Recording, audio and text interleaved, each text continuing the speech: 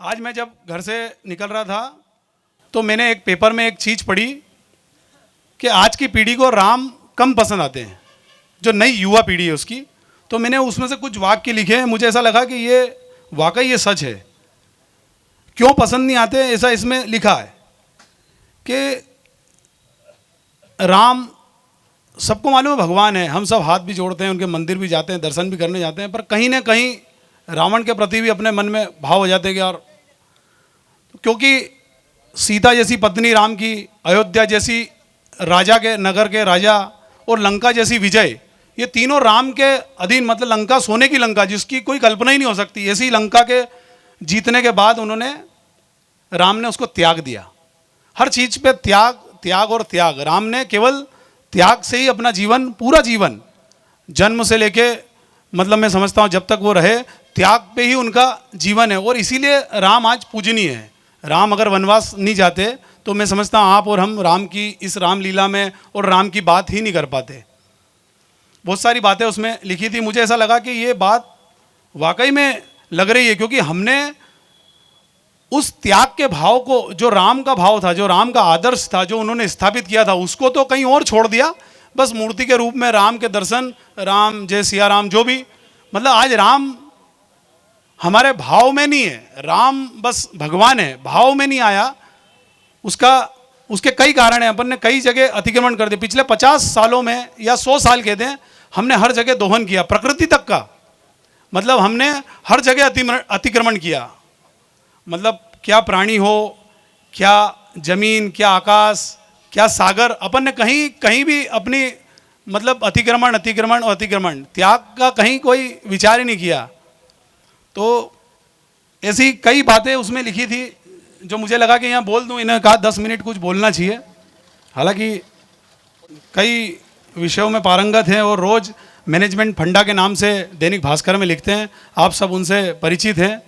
और वो भी शायद राम से कुछ बोल पाएँ, या जो भी उनको विषय, मैनेजमेंट फंडा ही है उनका। आपके जीवन में, मेरे जीवन में, सबके जीवन में जो मैनेजमेंट की जो कमी है उसको दूर करने के लिए वो हमारे बीच आने वाले हैं। तो राम की रामायण से केवल एक ही बात सामने आती निकल के कि परहित सरिस धर्म नहीं भाई, और पर पीरा सम नहीं अधिकाई। मतलब परहित से बड़ा कोई धर्म ही नहीं है। भले आप मंदिर नहीं जाओ, पर किसी की, दूसरे की सहायता अगर आप करते हो तो आप मंदिर जाने के बरोबर ही है। कोई दिक्कत नहीं, आप मंदिर नहीं जाओगे, पर आप किसी की सहायता करते हो तो वो भगवान की पूजा के बरोबर ही है। और कितना ही मंदिर जाओ और किसी को दुख देते हो तो वो सबसे बड़ा पाप है। ऐसा गोस्वामी तुलसीदास जी ने उनकी रामायण में लिखा है। और सत्य भी यही है। आप हम सब समझते हैं कि ये ही सत्य है, पर एक बात मैं पीछे छोड़ गया, वो भी लिखी हुई है कि राम जी ने सोने की लंका का त्याग करा, और हम 2 ग्राम सोने का भी त्याग नहीं कर सकते हैं। 2 ग्राम सोना कोई त्याग सकता है क्या? दिख जाए या मिल जाए या अपना किसी को देना हो तो मैं समझता हूँ 20 बार सोचना पड़ता है।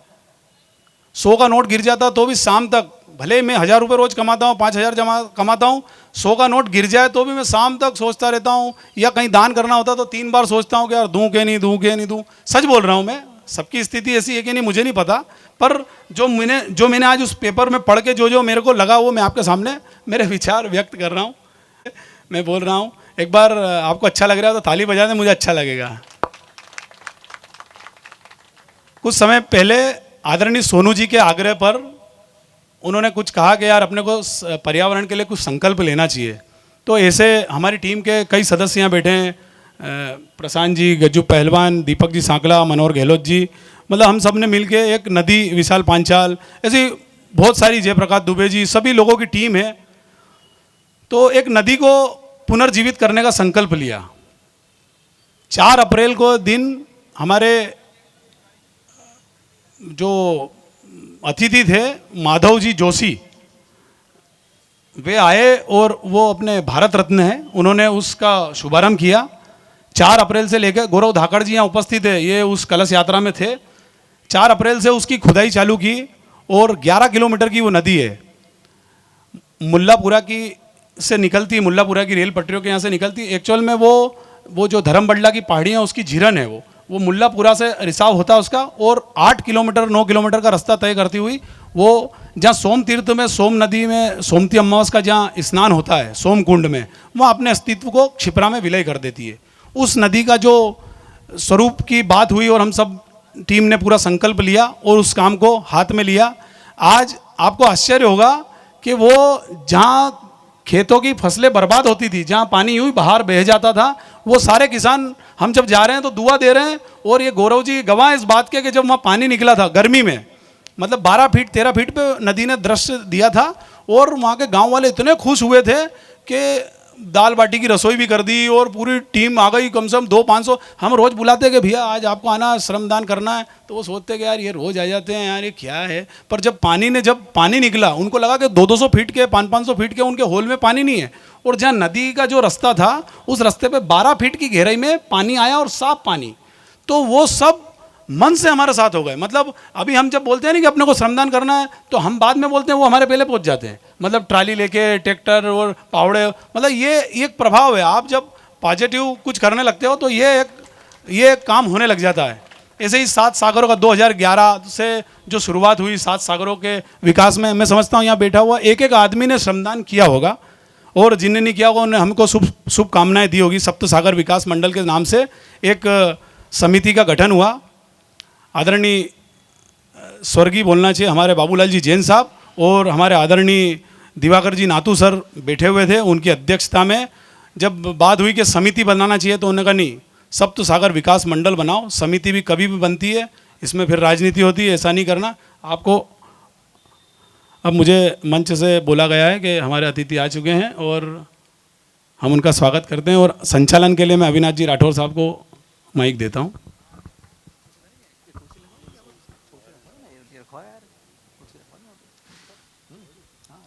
के मुख्य वक्ता आदरणीय श्री एन रघुरामन जी हमारे बीच में पधार चुके हैं। एक बार जोरदार करताल ध्वनि से आपका स्वागत करें आदरणीय एन रघुरामन जी।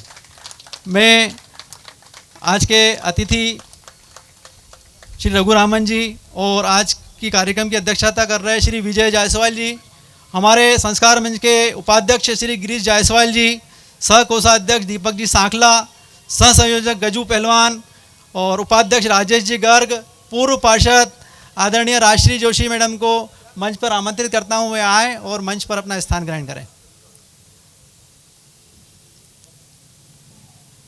आदरणीय भाभी आप मंच पर स्थान ग्रहण करें।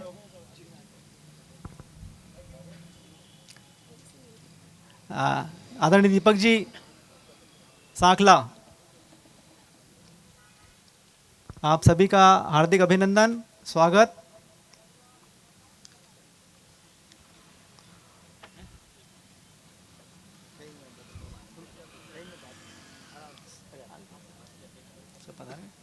राजेश जी गर्ग आप भी पधारे।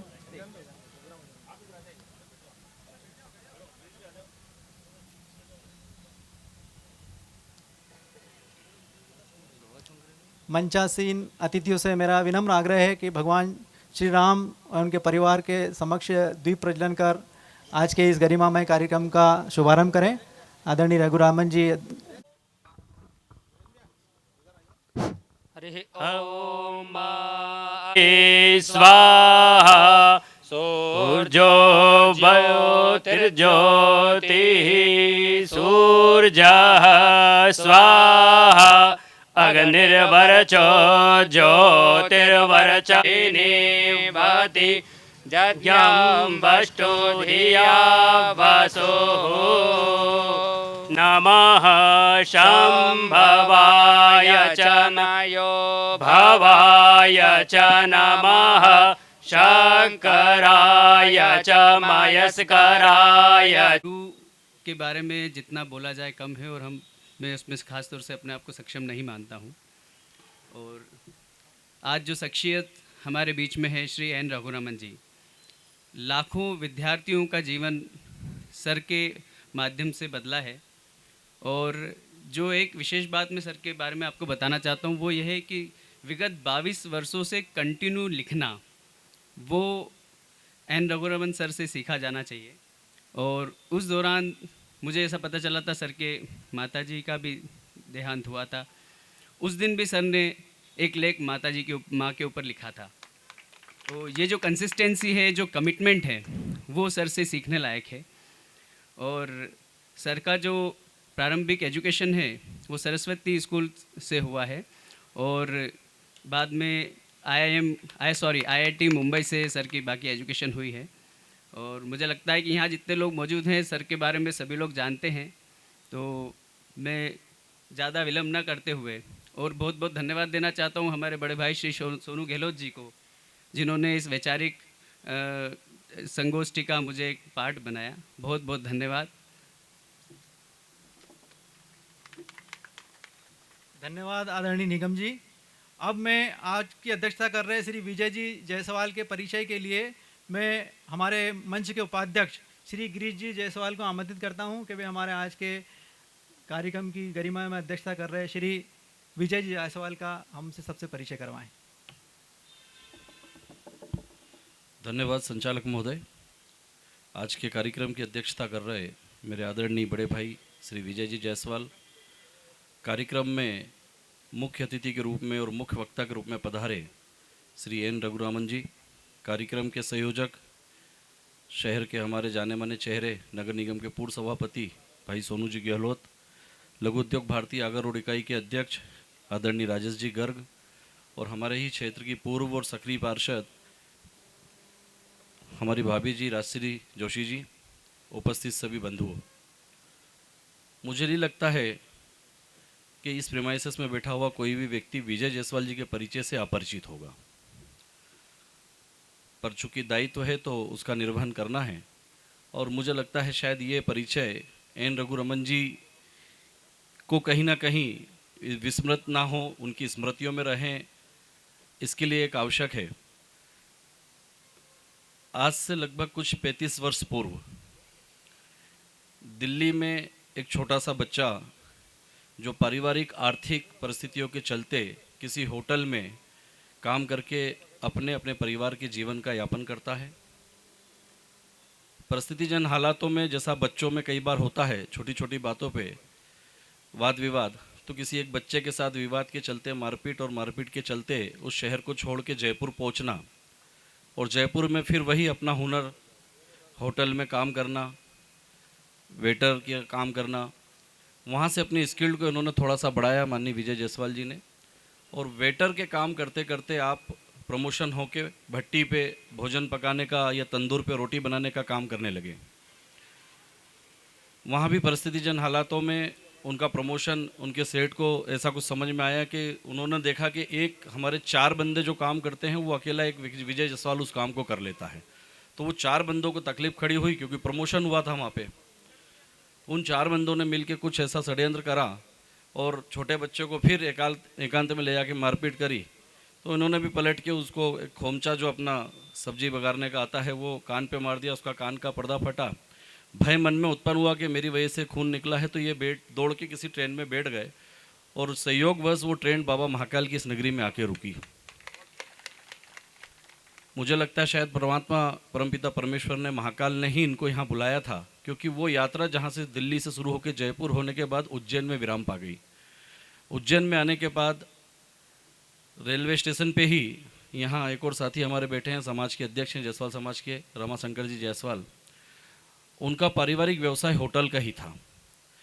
बालपन में जब ये उतरे और इन्होंने होटल को ही अपना, चूँकि एक आदमी का जो रहता है कि जहाँ जो काम कर रहा होता है वो पहली दिशा उसी दिशा में कदम बढ़ाता है।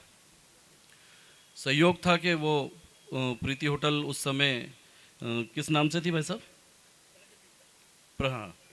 प्रगति के नाम से हुआ करती थी। वहाँ काम की अभिलाषा के साथ गए, संपर्क हुआ, परिचय हुआ, स्वजाति निकले, तो उस परिवार ने भी इनको पुत्रवत प्रेम देते हुए अपनाया। और वहाँ से उनकी जो यात्रा कर्म योद्धा के रूप में आरंभ हुई। चलते चलते चलते बहुत ज़्यादा समय नहीं लेते हुए, सिर्फ अगर फिगर में, चूँकि हम लोगों को आज की तारीख में फिगर बड़ी आसानी से समझ में आते हैं, सब बुद्धिजीवी हैं। आज जो एम्पायर मेघदूत रिसोर्ट्स के नाम से, पंजाबी ढाबे के नाम से इंदौर रोड पे खड़ा है, मैं समझता हूँ पूरे मध्य प्रदेश के अलावा पूरा राजस्थान और पूरा गुजरात उनका अपना कस्टमर बेस है। और इतने अधिकार से, इतने प्रेम से वहाँ से बात करके आता है कि हम आ रहे हैं हमारे लिए करना, तो कहते आओ जी मालिक। मालिक शब्द आपका बड़ा फेमस है।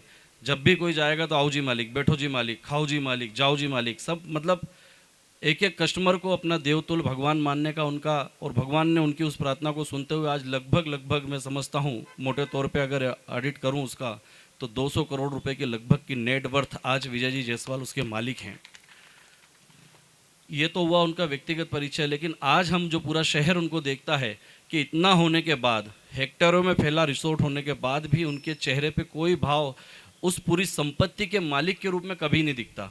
जब भी कोई कस्टमर के रूप में जाता है, अपरिचित जाए परिचित जाए, तो वो वहाँ पे उसी तरीके से मनोयोग से काम करते हुए दिखते हैं। कई बार वेटरों के अभाव में खुद प्लेट उठाते हुए दिखते हैं, कुर्सियाँ लगाते हुए दिखते हैं। ऐसा आप हमने सबने कई बार देखा। मुझे नहीं लगता कि हमारी 8-10 लाख की आबादी कई बार उस होटल पे भोजन कर चुकी हुई होगी पिछले 35 साल में। सो ऐसे विजय जी जायसवाल का परिचय देने का सौभाग्य मुझे दिया। धन्यवाद भाई Sonu ji, thank you very much. संचालन के लिए मैं हमारे कार्यकर्ता मनोज जी राठौर को आमंत्रित करता हूँ। आदरणीय, आपका उज्जैन की पावन धरा पर हार्दिक स्वागत है। आज हम एक सपने के रूप में आपको देख रहे हैं, वरना लोगों की परिकल्पना, हम जब छोटे थे आदरणीय भाई साहब, तो हम सोचते थे, सुनते थे कि 2000-5000 रुपये की टिकट लेके ही आदरणीय रघुरामन जी को देख सकते हैं या सुन सकते हैं।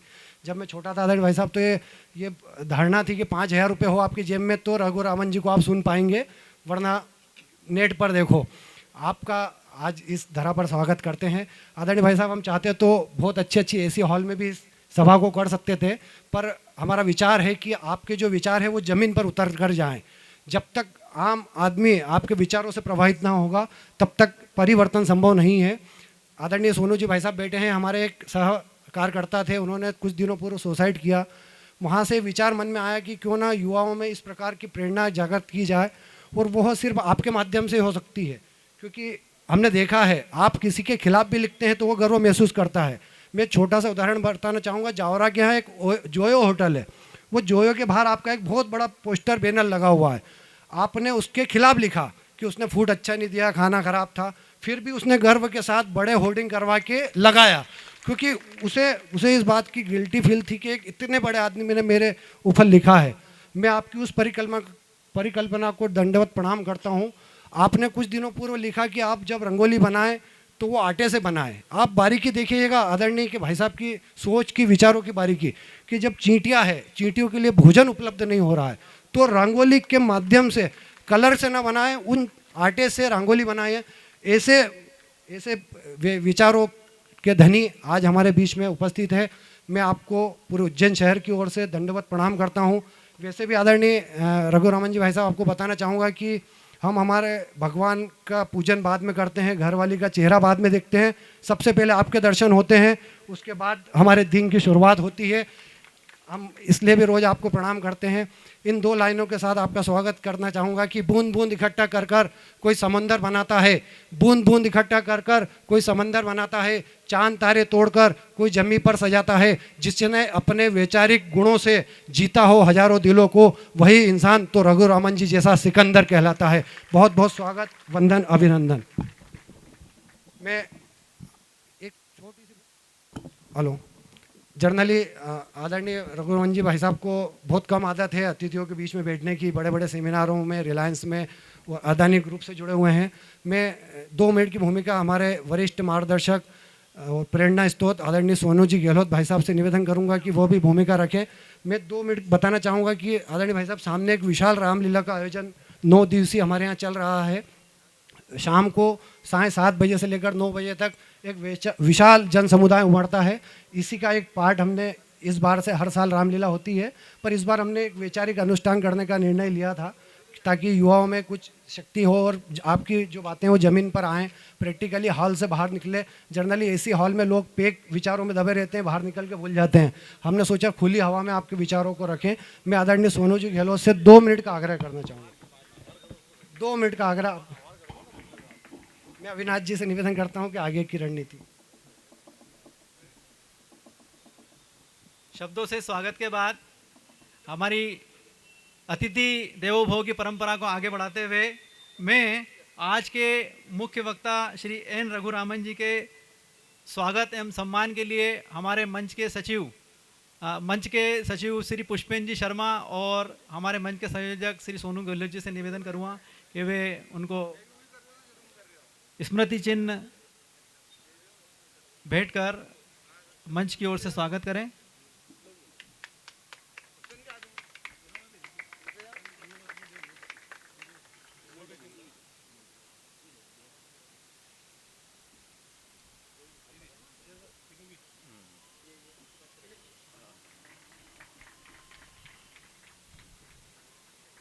आज की कार्यक्रम की अध्यक्षता कर रहे श्री विजय जी जायसवाल के स्वागत श्री गजू पहलवान आमंत्रित हैं कि हमारे कार्यक्रम के अध्यक्ष श्री विजय जायसवाल जी का स्वागत करें। आदरणीय दीपक जी एवं श्री गजू पहलवान।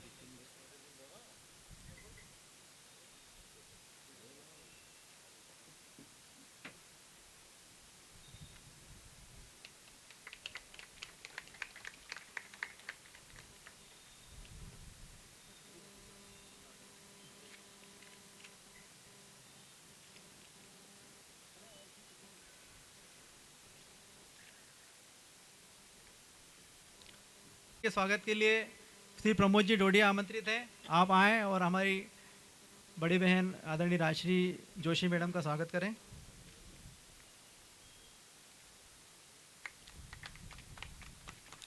हमारे विशिष्ट अतिथियों के स्वागत के लिए आदरणीय नीलेश जी कोशिशा और हमारे विशिष्ट अतिथियों का स्वागत करें।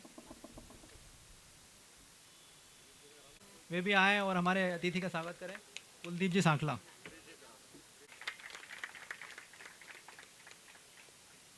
स्वागत करें। स्वागत की इस वेला के बाद में मैं बड़े आदर के साथ में जो आज हमारे मुख्य वक्ता हमारे बीच में उपस्थित हुए हैं, जिनके लिए हम आतुर हैं उनको सुनने के लिए, ऐसे परम आदरणीय श्री एन रघुरामन जी को विनम्रता के साथ आमंत्रित करता हूं कि आज हमारे इस संस्कार मंच से उज्जैन के शिक्षा जगत एवं नागरिकों को आप कुछ प्रेरणा दें। आदरणीय रघुरामन जी।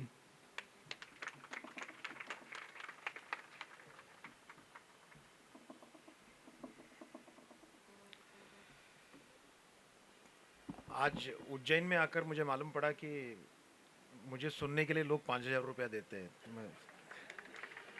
तो विवेक भैया कहाँ हैं? भाई नंबर गिनो और शाम तक कुछ लेके आना। बहुत अच्छा लगा। मैं तो पहले विजय जायसवाल साहब, गिरीश जायसवाल साहब, गहलोत जी के बारे में तो बहुत कुछ बोलना चाहता हूँ, लेकिन पता नहीं कितनी समय मेरे पास है, मैं नहीं जानता हूँ। गर्ग साहब और मैडम जोशी, इन सबको मैं बहुत धन्यवाद देता हूँ कि आप लोगों ने आपके बीच मुझे बुलाया और इस शहर के बहुत सारे लोगों के साथ मुझे बात करने का एक मौका दिया। मैं गहलोत जी के सर में इसलिए कुछ बोलना चाहता हूँ कि पिछले महीने मैं कोई प्रोग्राम के लिए इंदौर में आया था। कुछ मेरे पास आधा घंटा भी नहीं था वहाँ पे समय। ये साहब मेरे प्रोग्राम में घुस गए। वो बड़ा प्राइवेट प्रोग्राम था, इनको बुलाने का कोई ज़रूरत नहीं था, लेकिन ये घुस गए। मैंने सोचा ये है कौन? बैठे थे, मैंने पहले पहचाना नहीं। फिर मैंने निर्मल से पूछा, मेरा कलीग से, कि भाई साहब कौन है? बोले नहीं वो आपको बुलाने के लिए आए हैं उज्जैन से।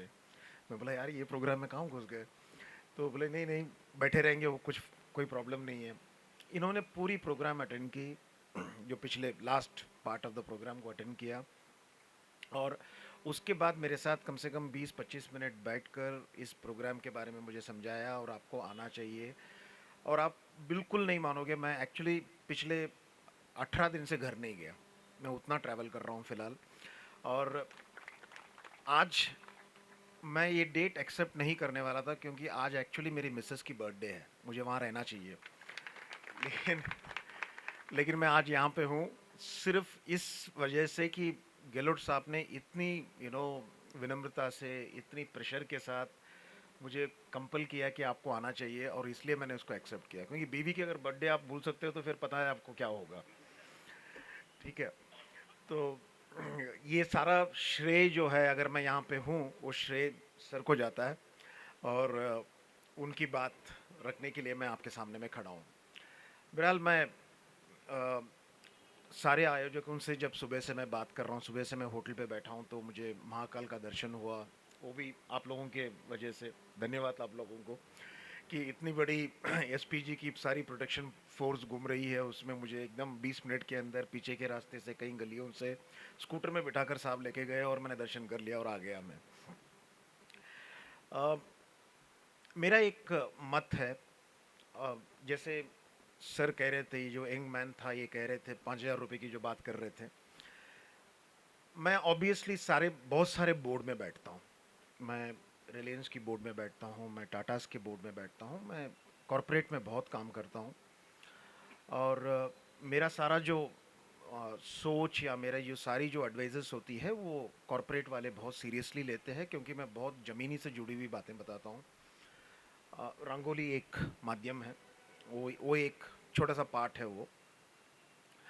तो आज भी मैं उस चीज़ को आपके सामने में लेके आके वापस उस चीज़ को आपके सामने में दोहराना चाहता हूँ, क्योंकि आप एक उज्जैन एक ऐसा शहर है जहाँ पे आपके लिए एक बहुत बड़ा कॉरिडोर कल परसों प्रधानमंत्री आकर उसको ओपनिंग करने वाले हैं और आप लोगों के लिए उसके लिए सबसे बड़ी मुबारकबाद। इतनी बड़ी एक चीज़ आप लोगों के शहर में बन रही है। उसका फर्स्ट फेज़ मैंने सुना कि मैंने ऊपर से ब्रिज के ऊपर से देखा उसको, उसका सेकंड थर्ड फेज़ या फोर्थ फेज़ पता नहीं कितने फेसेस खुलने वाले हैं। ये बहुत बड़ी उपलब्धि है इस प्रकार के शहर के लिए। आपका जो एक ब्रदर्स सिटी है जो इंदौर, जो हर वक्त क्लीन सिटी के नाम पे एक अवार्ड लेकर जाता है, मैं चाहता हूं कि इस शहर कोई वर्ड ले, मीन्स और एक कोई अवार्ड ले, कि उस शहर में बसने वालों की जो ह्यूमन क्वालिटी है उसको तैयार करने वाला शहर ये होना चाहिए। शहर को साफ करने से शहर साफ नहीं होता, शहर के अंदर बसने वाले जो होते हैं वो उसे साफ रखते हैं, क्योंकि बाहर की सफाई से कोई कुछ नहीं होता, अंदर की सफाई बहुत इंपॉर्टेंट है। और वही हम कॉरपोरेट में ढूंढते हैं हर वक्त। हर एक इंटरव्यू में मैं अगर किसी बच्चे के अंदर मैं झांक कर देखता हूँ तो मैं एक ही चीज़ देखता हूँ कि उसका अंदर का मन कितना साफ है। ये मैं बहुत कंपल्सरीली देखता हूँ और मुझे लगा कि वो साफ नहीं है तो मैं उसको रिक्रूट नहीं करता हूँ। और फिर भी मेरी डेली रिक्रूटमेंट जो होती है वो तकरीबन 12 से लेकर 15 लोगों को मैं रोज नौकरी देता हूँ। तो ये काम, इसका मतलब है कि हमारे पास लोग हैं, उनको समझना बहुत ज़रूरी है और उनके अंदर उस भाव को डालना बहुत ज़रूरी है। और इस प्रकार की जो रामायण की रामलीला जो आप लोगों के यहाँ चल रही है, इस प्रकार का रेगुलरिटी में चलना चाहिए, क्योंकि रामायण अपनी जगह में ठीक है, एक एपिक है, ये एक ग्रंथ है, आप इसको कुछ भी बोलिएगा, ये एक ऐसी हिस्ट्री है जिसमें से सीखने के लिए, मैनेजमेंट के लिए बहुत सारी चीज़ें हैं। तो आज आपके सामने में मैं 3 चीज़ रखने चाहता हूँ कि बहुत सारे यंगस्टर्स जो होते हैं वो 3 चीज़ पे बिलीव करते हैं कि अगर उनके पास बहुत सारा इन्फॉर्मेशन है तो वो नॉलेज है। मैं आपको कहना चाहता हूँ नहीं है। बहुत सारे फॉलोअर्स हैं आपके सोशल मीडिया में, यानी यू आर वायरली कनेक्टेड, तो आपको लगता है कि आपकी रिलेशनशिप बहुत अच्छी है, और मैं मानता हूं कि वो ज़ीरो है, क्योंकि वहां पे रिलेशनशिप को कनेक्ट करने के लिए एक बटन दबाना पड़ता है और डिस्कनेक्ट करने के लिए भी एक ही बटन दबाना पड़ता है। इस वर्ल्ड में अगर जीना है तो रिलेशनशिप की बहुत ज़रूरत है। वो किससे करना है ये निर्णय आपको करना पड़ेगा। और तीसरी बात, सबसे तीसरी बात, जो एक्चुअली मानव जी रहा है, हम सब हैं, हम सब पढ़े लिखे लोग हैं, हम सब नौकरी कर रहे हैं, हम सब पैसे कमा रहे हैं, सब लोग सब कुछ कर रहे हैं हम लोग, क्या हम खुश हैं? जाकर देखिएगा, आधे लोग नहीं हैं। और आज के बच्चे कन्वीनियंस को हैप्पीनेस समझते हैं। अगर कोई स्विगी ने आपके घर में फूड ला के दे दिया तो आप खुश हो जाते हो। किस बात की खुश भाई साहब? उस कन्वीनियंस के लिए तो आप पैसे दे रहे हो। There is no happiness to that. ये जो 3 इंपॉर्टेंट बात मैं आज कहने जा रहा हूं आपके सामने में, कि इंफॉर्मेशन नॉलेज नहीं है, कन्वीनियंस हैप्पीनेस नहीं है, कनेक्शन रिलेशनशिप नहीं है। ये बात बहुत ज़रूरी है आज के बच्चों को समझाने का, क्योंकि आज के बच्चे इसके अंदर डूब गए। मैं इस बात को एक छोटी सी सवाल जवाब के साथ, कोई यंगस्टर्स यहाँ पे है तो आज यंगस्टर्स तो दिख नहीं रहे, लेकिन यंगस्टर्स को आप बहुत कम लोग हैं वहाँ पे मेरे को इधर उधर अच्छा सब लोग यंगस्टर्स है, एज पे देखा जाएगा तो। अगर मैं वो दो बच्चियां वहां पे खड़ी है, दोनों खड़े होंगे 2 मिनट के लिए, आप दोनों, हाँ हाँ आप दोनों खड़े होंगे, आप मेरे को बताएंगे दुनिया का सबसे बिगेस्ट होटल कौन सा है? नहीं पता? चलिए मैं आंसर बता देता हूं। एयरबीएनबी करके एक होटल है, एयरबीएनबी करके एक होटल है, वो दुनिया का सबसे बड़ा होटल है। वो तकरीबन 11 मिलियन पीपल को रोज रूम देती है और 160 कंट्रीज में अवेलेबल है, लेकिन उसके पास एक स्पून नहीं है, एक फोक नहीं है, एक वेटर नहीं है, एक आदमी नहीं है। लेकिन सबसे बड़ा होटल अगर दुनिया में कोई है वो एयरबीएनबी है। ठीक है, वो तो बहुत छोटा है सर, एयरबीएनबी के सामने वो एक बच्चा है। दूसरा चीज अगर आप देखोगे, आप जानते हो दुनिया का सबसे बड़ा मॉल कौन सा है? सबसे बड़ा मॉल नहीं, अमेज़न है। आप कुछ भी खरीद सकते हो उसमें, बिना बिना उस मॉल में जाए आप कुछ भी खरीद सकते हो। ठीक है, सबसे बड़ा सिनेमा थिएटर कौन सा है? नेटफ्लिक्स नहीं, नेटफ्लिक्स एक सिनेमा थिएटर है। ओटीटी प्लेटफॉर्म सबसे बड़ा, ओटीटी प्लेटफॉर्म जो होता है वो सबसे बड़ा थिएटर होता है। ठीक है, सबसे बड़ा बैंक कौन सा है? सारे ऑनलाइन पेमेंट गेटवेज जो है वो सारे के सारे अपने बैंक से कई गुना ज्यादा है, क्योंकि लाखों लोग, करोड़ों लोग उसको यूज करते हैं। बैंकिंग ट्रांजैक्शंस में ही तो आपका मुनाफा होता है। तो आप देखिएगा, अगर इन 4-5 एग्जाम्पल को लेकर अगर आप जिंदगी में देखोगे, इन सारे लोगों के पास अपना कुछ नहीं है, अपना कुछ भी नहीं है इनके पास। ना ये सिनेमा प्रोड्यूस करते हैं, ना एक्टर को पैसा देते हैं, कुछ नहीं, लेकिन फिल्म दिखाते हैं, हर हफ्ता दिखाते हैं, हर दिन दिखाते हैं, 24/7 दिखाते हैं। पेमेंट आप कभी भी कर सकते हो, रात को 12 बजे, 1 बजे, 2 बजे कर सकते हो। उस बैंक में आप जाकर कुछ भी ट्रांजैक्ट कर सकते हो। सबसे बड़ा बैंक है। ठीक है, आप बैठ जाइए प्लीज, बड़ा ऑड लग रहा है आप लोगों को खड़े हुए। नो इशू, बैठ जाइए, बैठ जाइए, बैठ जाइए। ओके, सो ये सारे चीज जो है ये सब इंफॉर्मेशन है, ये नॉलेज नहीं है। इस इंफॉर्मेशन को लेकर नॉलेज में कैसे कन्वर्ट करना चाहिए, यही बहुत बड़ी चैलेंज बनेगी आने वाले समय पे। आज कोई चीज मैं आपको बता रहा हूं तो वो जो थॉट प्रोसेस है, वो थॉट प्रोसेस ही उस चीज को नॉलेज में कन्वर्ट करेगा। क्योंकि आज एक कंसेप्ट अगर लॉन्च होती है, 15 मिनट के अंदर दूसरी कंसेप्ट लॉन्च हो जाती है, 1 घंटे के अंदर तीसरा कंसेप्ट लॉन्च हो जाता है। प्रोडक्ट इतने जल्दी पुराने हो जाते हैं कि आपको पता ही नहीं लगता है कि आपके प्रोडक्ट यहां से बाजार जाने के अंदर नया प्रोडक्ट बन गया। हम उस माहौल पे हम आज है, तो हमें बहुत केयरफुल रहना पड़ेगा कि what is the difference between information and knowledge. सिर्फ ग्रेजुएशन, मैंने कुछ आज बच्चों को, मैंने मेरे होटल पे आए थे, वो उनको मैंने पूछा आप कर क्या रहे हो? बोलते मैं एमबीए कर रहा हूँ, नरसिंह मुंजी से, इंदौर से मैं एमबीए कर रहा हूँ। दूसरे बच्चे को पूछा, मैंने अभी अभी विक्रमादित्य से, एक यूनिवर्सिटी है यहाँ पे, हाँ, तो वहाँ से मैंने ग्रेजुएशन किया है। तो बोले आगे क्या करने वाले हो? बोले मैं भी एमबीए कर रहा हूँ। एमबीए का मीनिंग ही नहीं मालूम, एमबीए करने चले ये लोग। इनको समझाना पड़ेगा कि एमबीए करना क्यों है। जब तक कंसेप्ट नहीं मालूम पड़ेगा तब तक आप काम ही नहीं कर सकते। यहां पे डिग्री लटकाने से हम वो बन नहीं जाते। और ये बात रामायण के अलावा और कहां से सीख सकते हो? रामायण, गीता, महाभारत, हमारी जो एपिक्स है वो हर जगह पे इस चीज को एक्सप्लेन करती है, और कोई उस चीज के ऊपर ध्यान नहीं दे रहा है। मेरा एक रिक्वेस्ट है, कल से शुरू हुआ है ये प्रोग्राम, रामलीला कल से शुरू हुआ है, 16 तारीख तक चलने वाला है। मैं आप सब लोगों से आग्रह करूंगा कि रोज आकर इस रामायण की जो रामलीला में जो कहानियां बोली जा रही है उसको सुने, उसको डिकोड करे। डिकोड करना बहुत जरूरी है। हर छोटी छोटी चीज को डिकोड किया जा सकता है। जैसे उदाहरण के तौर पर मैं बच्चों को जब प्रोजेक्ट्स में भेजता हूं तो मैं प्रोजेक्ट्स में कहता हूं, यहाँ पे विवेक चौरासिया बैठा हुआ है, वो मेरे साथी है, वो मेरे साथ भास्कर में काम करते थे। तो मैं जब यहाँ पे एडिटर, उज्जैन के एडिटर होते थे, तो मैं कुछ प्रोजेक्ट्स मेरे हाथ में लेता था, तो मेरे कुछ प्रोजेक्ट्स के साथियों को ढूंढता था मैं। और जब मैं साथियों को ढूंढता था तो मैं रामायण को याद करता था, और वो एक सीन को मैं याद करता था। जब सीता का हरण हो जाता है, राम को पता लगता है कि उसे रावण लेके गया और लंका की तरफ गया, तो अगर राम को हम मानते हैं कि उस फैमिली का वो सीईओ है, तो उसका काम क्या था?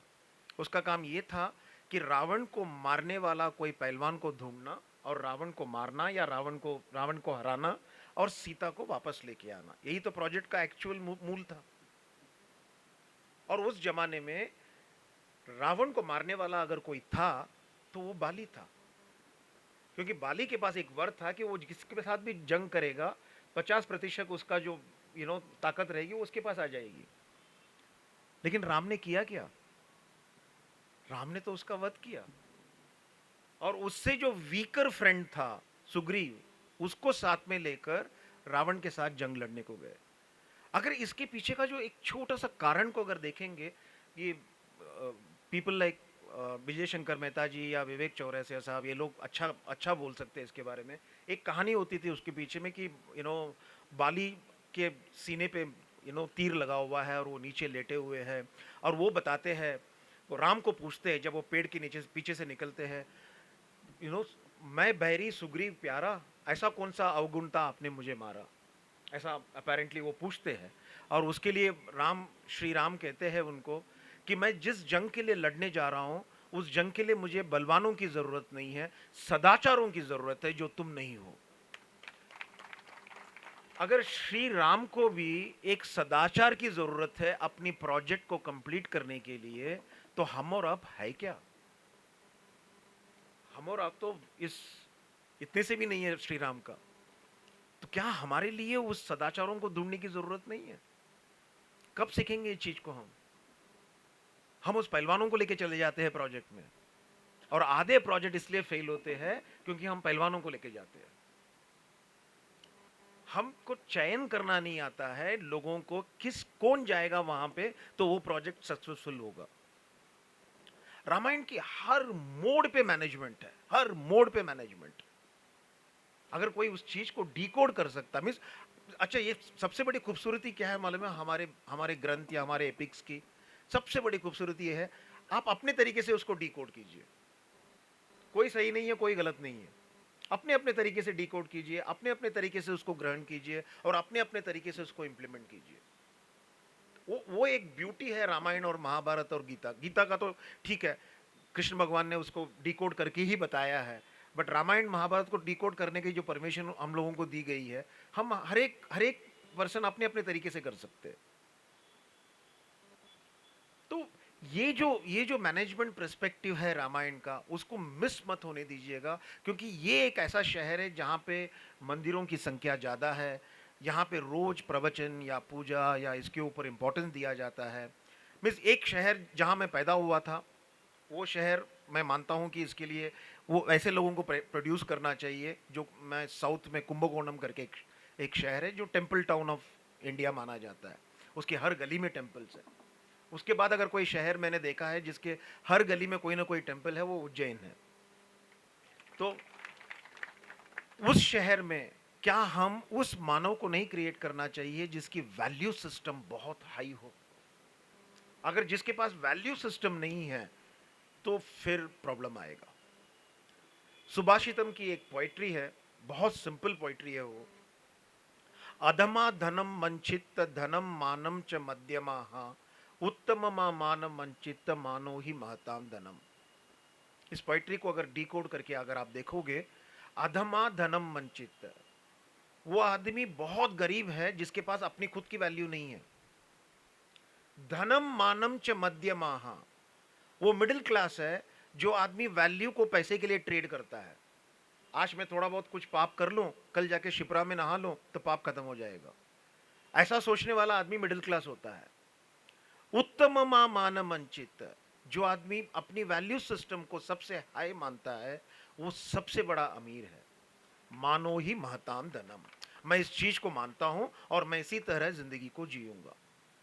अगर इस सुभाषितम की जो 108th पोइट्री को अगर हम उतार ले अपनी जिंदगी में, कोई भी वैल्यू हो सकता है आपके पास। वो जैसे इस बच्चे ने बताया कि आप रंगोली डालते समय हजारों चींटियों को आप चावल के आटे से खाना खिलाते हो, वो आपकी वैल्यू है। वॉक करते समय आप किसी पक्षी को या किसी जानवर को कुछ खाना खिलाते हो, वो आपकी वैल्यू सिस्टम है। वैल्यू सिस्टम का कोई मापदंड नहीं होता। Value system can be created by anybody. If you feel good, do it. And वो उस तरीके से उसको बिलीव करने वाले लोग जो होते थे वो हमारे ज़माने में बहुत होते थे। यहाँ पे तो बहुत सारे लोग हैं जो मेरे उम्र के हैं या थोड़े से मेरे से कम उम्र के होंगे, वो लोग समझते होंगे कि हमारे टीचर कितने अच्छे थे। मैं आपको कुछ मेरे टीचरों के बारे में शेयर करना चाहता हूँ जो इन चीज़ों को वहाँ पे ऐसे डालते थे। मैं जिस स्कूल से पढ़ा हूँ, जिस स्कूल का इन्होंने रेफरेंस दिया, सरस्वती विद्यालय नागपुर, वहाँ से सब लोग निकले। मेरे ही बेंचमेट मैं बता सकता हूँ, मेरे राइट में एक आदमी बैठता था जिसका नाम था Manoj Oak, major general of Indian army. ठीक है, मेरे मेरे मेरे राइट में जो बैठता था वो सत्येंद्र धर्माधिकारी, जो chief justice of supreme court बना। ये सब मेरे दोस्त थे। हम लोग कंचे खेलते थे, मारामारी करते थे, कबड्डी खेलते थे। हमको कहाँ मालूम था कि हम जर्नलिस्ट बनेंगे, हम कोई जज बनेगा सुप्रीम कोर्ट का, कोई आर्मी का मेजर जनरल बनेगा। और ऊपर से हमारे ग्रुप में और भी लोग हैं जो आप सब लोग जानते हो उनको, पॉलिटिशियंस है। देवेंद्र फडणवीस मेरा स्कूल का है, मेरा जूनियर है, वो पॉलिटिशियन है। सारे के सारे हम लोग सिर्फ 2 रुपए के स्कूल से निकले हुए हैं। हमारी फीस 2 रुपया था उस जमाने में। क्या कमी हो गई हम में, बताइए आप। मिस आप 2 लाख देकर एक इंटरनेशनल स्कूल, आज तो सारे स्कूलों में इंटरनेशनल वर्ड लगा देते हैं। वो इंटरनेशनल हो या ना हो, कभी कभी इंटरनेशनल का स्पेलिंग भी गलत रहता है। ठीक है, तो वो इंटरनेशनल बोर्ड लगाकर स्कूल चलाते हैं, 2-2 लाख का फीस लेते हैं, 2.5 लाख का फीस लेते हैं। और किटी पार्टी में मम्मियां जाके बोलती है, oh my son page around 1.6 lakh rupees per month. मैं कभी कभी सुन के लेता हूं तो ये तो मेरा पगार भी नहीं है। मेरा पगार नहीं है, उसका बच्चा उसको उस मंथली फीस देता है कोई इंटरनेशनल स्कूल में, नाम नहीं लेना चाहता हूं, लेकिन उस स्कूल में वो 1.6 लाख पर मंथ देता है। आप समझ सकते हो किसका स्कूल है। सबसे अमीर आदमी का ही अमीर स्कूल होगा। ठीक है, तो आप पढ़ाते क्या है वहां पे? घोड़े पे बैठना, स्विमिंग करना। अरे स्विमिंग करना तो मेरे पिताजी ने मेरे को सिखाया। कावेरी दौड़ रही थी साउथ में, धक्का मार दिया, 2 दिन में सीख गया। क्या तुम स्विमिंग पूल में स्विमिंग सिखाते हो? तो वो जो माँ बाप थे, वो जो टीचर्स थे, जो वैल्यूज देते थे, वो उनका स्टाइल ही कुछ अलग था। वो लड़ना सिखाते थे, वो रिस्क लेना सिखाते थे। हम में से किसी ने सुसाइड नहीं किया। लेकिन आज क्या हो गया है, ये जो हमारी शनि घूम रही है हमारे साथ में, देखो इसको वहां पे भी नहीं रखा मैंने, यहां रखा। साढ़े साथी जिसको कहते हैं ना, ये सबसे बड़ा साढ़े साथी है। ये इसके पीछे लगे हुए अपन, and we have lost connections with people. बड़ों का पैर छूना कोई फर्क नहीं पड़ता साहब, कम से कम बॉडी तो फ्लेक्सिबल होगा। योगा टीचर को पैसा तो नहीं देना पड़ेगा। फिर योगा टीचर को बुला के मेरी फ्लेक्सिबिलिटी लाइए बोलते हैं अपन। हाँ, तो that is the whole issue. So parent को पेरेंटिंग का एक नया रूप लेना पड़ेगा। टीचर को टीचिंग का एक नया रूप लेना पड़ेगा। एंड मैनेजर्स को एक नया थॉट लीडर की भूमिका निभानी होगी। हम आजकल जब सेलेक्ट करते हैं, हम लीडर्स को नहीं ढूंढते हैं, थॉट लीडर्स को ढूंढते हैं। जो सोच सकता है उसको ढूंढते हैं, जो एग्जीक्यूट करता है उसको हम नहीं ढूंढते। एग्जीक्यूट करने के लिए तो 50 लोग खड़े हैं हमारे सामने में। सोच सकते हो क्या? बहुत छोटी छोटी सोच होती है। अगर कॉलगेट की सेल को बढ़ाना है, क्योंकि मैं मैनेजमेंट वाला हूं तो मैं तो बिजनेस की बात करूंगा, क्योंकि मेरी बिजनेस की बात का तो पहला चिंगारी तो इसने लगाया 5,000 रुपया बोल के। ठीक है, तो मैं तो पैसे की बातें करूंगा, और कुछ करूंगा तो है ही नहीं। ठीक है, अगर कॉलगेट की सेल बढ़ानी है तो उसका नोजल को बड़ा करना, ये किसी लीडर ने नहीं बताया, एक पीछे बैठा हुआ एक सेल्समैन ने बोला, सर इस नोजल को बड़ा कर दो, लोग पेस्ट को ज़्यादा यूज़ करना शुरू कर देंगे, अपना सेल बढ़ जाएगा। और वही हुआ। बहुत छोटी सी चीज़ है, उससे हुआ। And that's the beauty of it. In fact मैं आपको बताता हूं, आपको अगर मैं पूछूं, एक नई चीज पूछता हूं आप लोगों को, पहला 20 टूथपेस्ट का नाम बताइए इंडिया में जो टॉप 20 में है, या टॉप 10 भी बता दीजिए, बताइए ना, कोई भी बताइए, बताइए। कोलगेट और, ठीक है, ठीक है सर, मैं यहां पे लिख के देता हूं आपको, इसको जरूर पढ़ना आप। हाँ हाँ बोलिए, आगे बोलिए।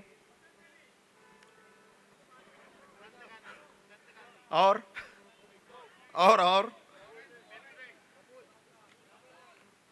सर इसको ढूंढ के देखिए, इसको ढूंढ के देखिए आप। नंबूदरी। किसी के पास मोबाइल है? गूगल करो केपी नंबूदरी। टूथपेस्ट है क्या? देखो, केपी नंबूदरी ढूंढ लो। जब भी मैं बात करता हूं ना, सारे बच्चे मोबाइल में ढूंढते हैं, ये फेक रहा है कि सच्ची बोल रहा है। क्योंकि इन लोगों का चाचा तो मोबाइल है ना, हमें तो है ही नहीं। हम जो इतना लेके आ रहे हैं, हम लोग तो है ही नहीं, तो मोबाइल चाचा है इनका। केपी नंबूदरी को ढूंढ लो। मिला क्या किसी को? फ्लिपकार्ट पे अवेलेबल है। इसकी कहानी सुनोगे तो आप गिर जाओगे सर। उसके पास भी इंफॉर्मेशन था जैसा इंफॉर्मेशन आपके पास और मेरे पास था। इसने उस इंफॉर्मेशन को नॉलेज में कन्वर्ट किया। इथोपिया के ऊपर एक छोटा सा देश है, मैं उस देश को बोल रहा हूं, जी में कुछ चालू होता है, just above Ethiopia, African continent में एक देश है जिसमें 29.2% की, नहीं गाना नहीं, नो, अभी एक नया एक देश में भी लफड़ा हुआ ना, वेस्टर्न अफ्रीका में, गाम्बिया करके, जिसमें 66 बच्चे मर गए थे वो को सिरप के वजह से, कफ सिरप के वजह से। जो उसके आसपास में कहीं पर भी वो देश है जहां पे 29.2% का प्री मेच्योर बर्थ होता था, यानी कि बच्चे जो 9 महीने में पैदा होना चाहिए वो थोड़ा सा जल्दी पैदा होते थे, प्री मेच्योर बर्थ होता था, और उनकी परसेंटेज काफी ज्यादा थी वर्ल्ड में, 29.2%। WHO ने एक टीम भेजा वहां पे ये पता लगाने के लिए कि भाई साहब पता तो लगाओ कि ये ऐसा क्यों हो रहा है। तो उनके साइंटिस्ट गए, डॉक्टर्स गए, फिजिशियंस गए, सब लोग गए। उन लोगों ने प्रेग्नेंट वुमेन को टेस्ट किया, प्रेग्नेंट बेबी बैग्स को टेस्ट किया, डिलीवरी के टाइम पे जो भी फ्लूइड निकलता है उसकी केमिकल टेस्ट की, सब कुछ किया, और एक सर्वे करके पहुंचे वो लोगों ने कि उस बेबी बैग में जो वाटर निकलता है, उस फ्लूइड में जो आपके मुंह में सलाइवा होता है, उस सलाइवा का जर्म्स जो है वो बेबी बैग में मिला।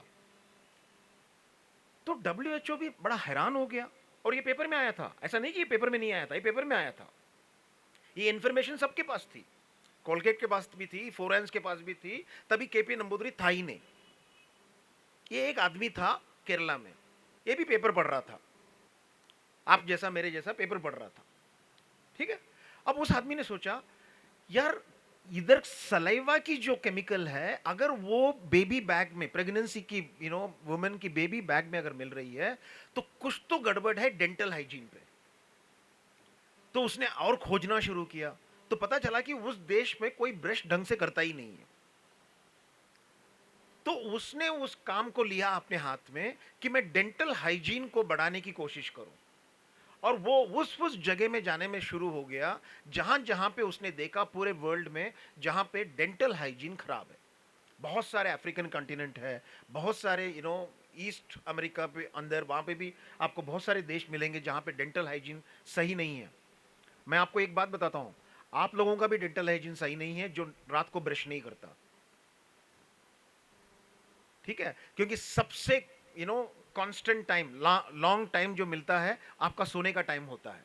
आप जब ब्रश करके अगर नहीं सोते हो तो वो 8 घंटे में जो जर्म्स बिल्ड होना है आपकी बॉडी के अंदर बिल्ड हो जाती है, वो बहुत बड़ा टाइम होता है वो, ठीक है। उन्होंने उस सारी जगह को विजिट की और वो डेंटल हाइजीन को प्रमोट करने लगा, और वहीं से उसकी टूथपेस्ट केपी नंबूदरी निकलना शुरू हुआ। आज इस कंट्री का टॉप 10 टूथपेस्ट में से वो एक टूथपेस्ट है जिसको हम में से कोई नहीं जानता, कोई नहीं जानता। अब केपी नंबूदरी करके आप पढ़ोगे तो क्या पढ़ोगे?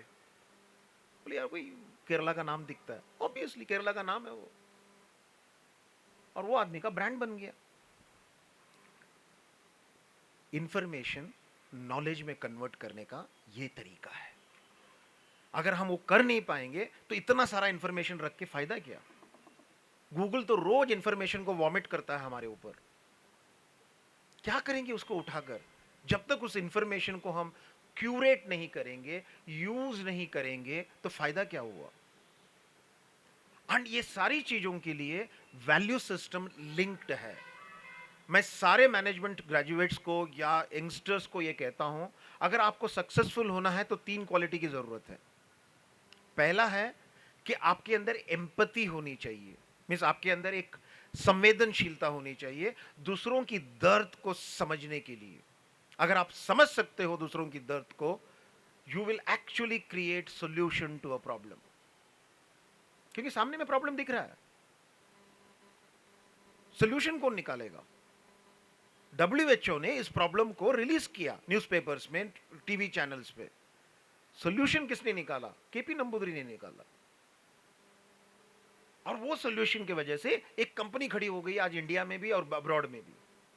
आप पूरी गल्फ कंट्री में जाके देखिएगा, no international toothpaste sells the way KP Namboodiri sells. क्योंकि एक तो वहां पे केरलाओं की पॉपुलेशन ज्यादा है, वो अपनी जगह पे है, लेकिन प्रमोशन। और देखिए ना, इस हॉल में हो सकते हैं हम 200 लोग बैठे हैं, हम 200 लोगों को नहीं मालूम हो टूथपेस्ट। हमारे लिए नया नया सब्जेक्ट है ये।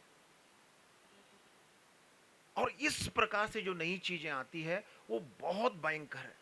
मैं इसी बच्चों को पूछना चाहता हूं, या किसी को भी पूछना चाहता हूं, सैमसंग कंपनी कौन सी क्या प्रोड्यूस करती है मैडम?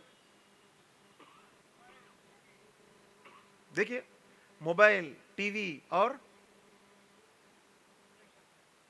ठीक है, और वो इंश्योरेंस कंपनी भी है, वो सब बात अलग है। कितने लोग जानते हैं कि इंटेल क्या प्रोड्यूस करती है? बताइए। चिप प्रोड्यूस करती है। आप वेट कीजिएगा, 2 साल के अंदर सबसे बड़ा फार्मा कंपनी बनने जा रहा है। ये सबसे बड़ा फार्मा कंपनी है वर्ल्ड का, हम नहीं जानते। आज जाके गूगल चाचा से पूछ लेना, रात को आराम से ढूंढना उस बात को।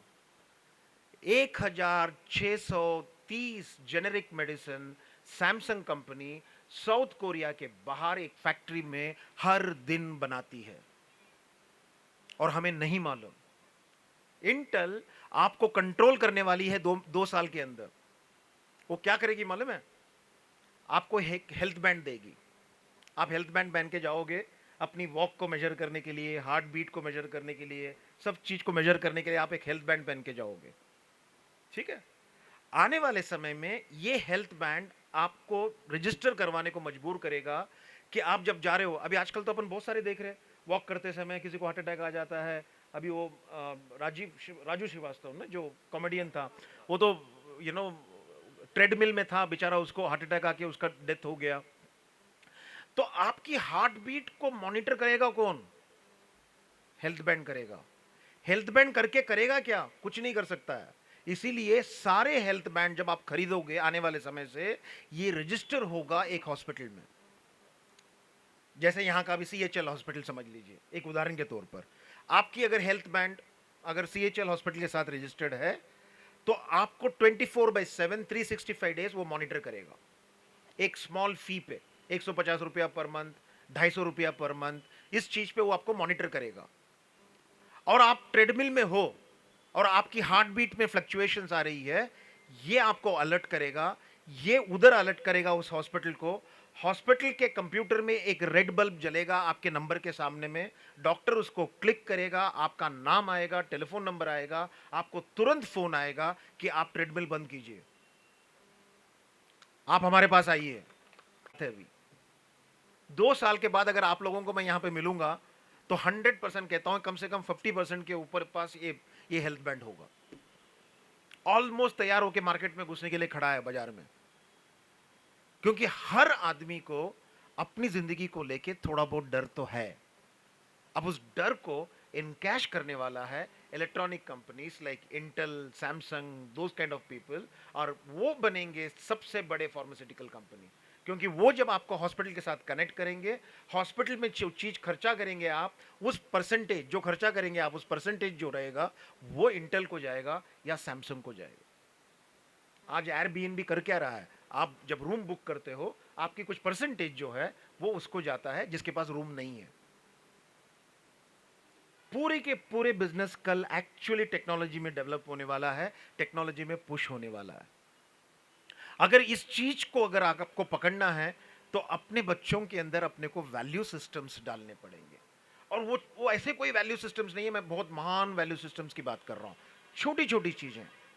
मैं आपको एक बात बताता हूं कि टीचर कैसे होने चाहिए, पेरेंट्स कैसे होने चाहिए, टीचर कैसे होने चाहिए। मैं एक दो स्टोरी जो मेरी जिंदगी की पार्ट है, मैं वो चीज पे मैं आपको शेयर करता हूं। मेरी एक टीचर थी मिसेस स्वामी करके सरस्वती विद्यालय में, वेरी टॉल, वेरी हेफ्टी। उस जमाने में स्केल लेके घूमते थे, एक पेन होता था साड़ी में जिसमें वो लाल और हरा कलर का होता था, उसको यहाँ पे लगाकर टीचर लोग घूमते थे। किसी को भी पकड़ के इधर आओ, वो भले ही उस क्लास की टीचर हो या ना हो, उसकी करेक्शन करती थी, क्योंकि वो अधिकार था। उस जमाने में ये भी अधिकार था, अगर इनका कोई लड़का या लड़की सिनेमा थिएटर के बाहर खड़ा रहेगा तो मैं जाके उसको टपली मार सकता हूँ। आज मार के दिखाओ, ये पूरी टोली लेके आ जाएगी मेरे घर पे, तुमने मारा कैसे मेरे लड़के को? हाँ, अपने को भी मार सकता हो, या सही बात है।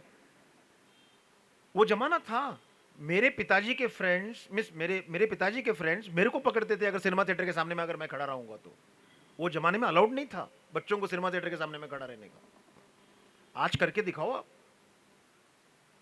ये जो फ्रैगमेंटेड सोसाइटी है ये हमको बर्बाद कर रही है। शर्मा जी का लड़का भी मेरा लड़का है, कुलकर्णी का लड़का भी मेरा लड़का है।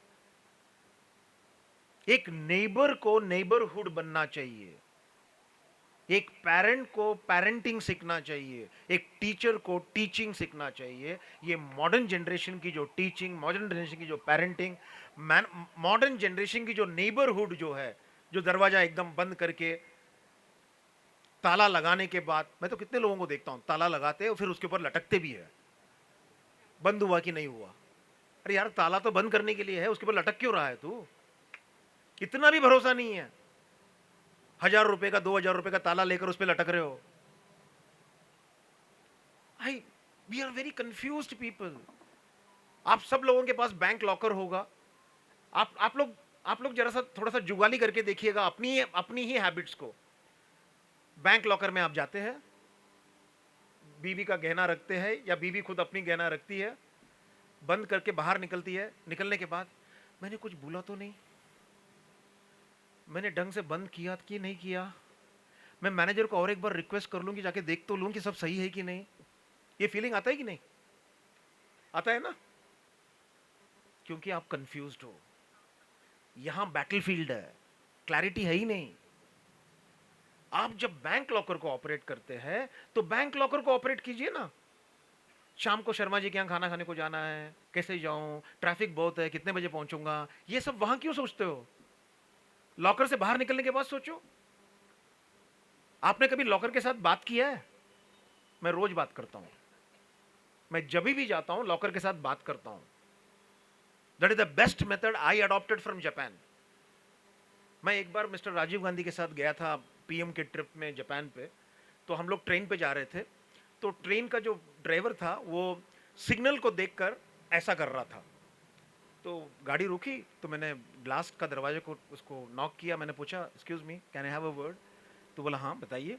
बोले आप ऐसा सिग्नल को देख देख कर ऐसा क्यों कर रहे थे, क्या कर रहे थे आप? तो बोलते नहीं, मैं सिग्नल को बोल रहा था कि you are green and I am going. मैं बोला क्यों? मैंने पूछा उसको क्यों बोल रहे हो ऐसा? तो बोलता है जब देखिए, जब आप बोलते हो कि you are green I am going, आप गलती नहीं करोगे। अगर आप रेड है तो आप जा नहीं सकते, आपकी बॉडी रोक देती है, आप मिस्टेक नहीं कर सकते हो। इसीलिए मैनुअल मिस्टेक जो होती है उसको रोक देता है इफ यू से something openly with loud mouth. मैंने सोचा यार ये सबसे बड़ा आइडिया अच्छा है लॉकर की प्रॉब्लम को सॉल्व करने का, क्योंकि लॉकर में तो कोई कैमरा तो होता नहीं, अपने को पागल बोलने वाला दूसरा आदमी तो प्रेजेंट होता नहीं है वहां पे। तो लॉकर के साथ बात करना शुरू कर दिया। जब भी लॉकर की चाबी मैं बंद करता हूं तो लॉकर को बोलता हूँ मैंने तेरे को बंद कर दिया, बंद कर दिया, बंद कर दिया, बाहर कुछ छोड़ा नहीं, छोड़ा नहीं, छोड़ा नहीं, बस बाहर आ गया। कितना सेकंड लगा? 5-7 सेकंड लगा। कंफ्यूजन तो दूर हो गया लाइफ में। ये सिंपल क्लैरिटी हम क्यों नहीं रखते?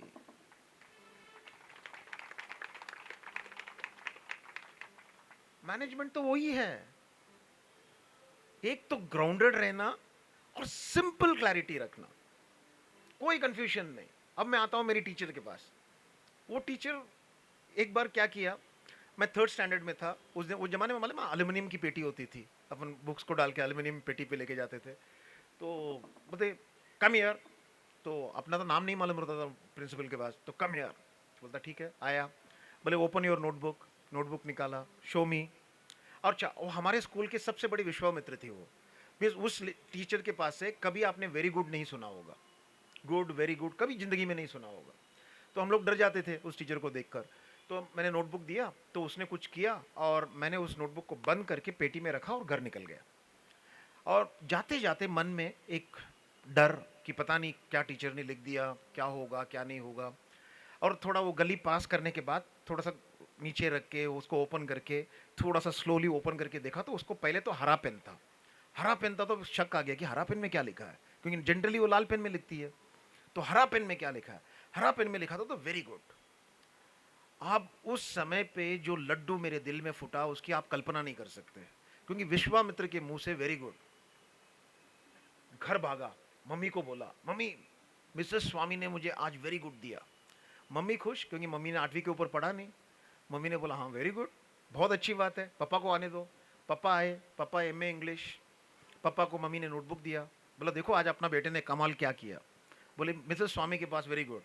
पापा उसको देखते रहे, बोले इसके लिए वेरी गुड मिला, ये तो सब गलत है। अब मेरे को समझ भी नहीं आया कि गलती क्या है उसमें। अब मैं तो ठहरा 3रा स्टैंडर्ड का लड़का, और मेरे को तो कुछ समझ में नहीं आ रहा है कि इसमें है क्या जो पापा बोल रहे गलत है। बोलते नहीं ये तो कंप्लीटली रॉन्ग है। मम्मी बोलती है कि तुम ज्यादा पढ़े लिखे हो कि मिसेस स्वामी। तो पापा और मम्मी के बीच में झगड़ा शुरू। मैं MA इंग्लिश है, तू तो स्कूल ही नहीं गई। जो घर में जो नॉर्मल वातावरण होता है शुरू। मैं तो वहां से कल्टी मारा, क्योंकि वहां रहूंगा तो मेरे को पड़ेगी। मैं निकल गया। थोड़ी देर के बाद देख रहा हूँ डैडी शर्ट उतारे नहीं ऑफिस से और सीधा स्कूल पे, और मिसेस स्वामी को मिले और वापस आए। उसके बाद मेरे को कुछ नहीं बोले। मेरे को मन में क्या लगा, मिसेस स्वामी ने इसको सुनाया होगा मस्त, तो इसलिए अपने को कुछ नहीं बोला। बात गई, खत्म हो गया, सब कुछ खत्म हो गया। मैंने कुछ नहीं पूछा। थोड़े दिन के बाद वो बात भी चली गई। मैं भी एक बच्चा था तो आगे बात निकल गई। 20 साल बाद एक मैसेज आया नागपुर से कि मिसेस स्वामी नहीं रही। तो मैं डैडी को पूछा, डैडी बताओ मेरे को उस दिन क्या हुआ। उस दिन आप मेरे को बोले कि ये सब गलत है, उस दिन क्या हुआ। तो डैडी बड़े हंसते हंसते मुझे बोल रहे थे कि लुक, मैं गया मिसेस स्वामी के पास। मैंने बोला मैडम आई थिंक आप कुछ ओवरसाइट हो गया लगता है, ये सब तो गलत है लेकिन आपने वेरी गुड दे दिया इसमें। तो वैसे ही बोलना पड़ेगा, बड़ा पोलाइटली बोलना पड़ेगा था। ऐसा तो बोल नहीं सकते कि आपने गलत दिया। आज के पेरेंट बोलते हैं टीचर को, आज के पेरेंट सीधा चढ़ जाते हैं उनके ऊपर, वहाँ ऐसे बोल नहीं सकते। तो क्या है वो, मैडम ने बोला कैसे ऐसा हुआ है। तो बोले अरे तुम्हारे वो ये इसकी बात कर रहे हो तुम, तुम्हारा लड़का नहीं पूरी क्लास गलत है, चिंता मत करो। तो डैडी ने सोचा मतलब, बोले पूरी क्लास गलत है, बिल्कुल चिंता मत करो।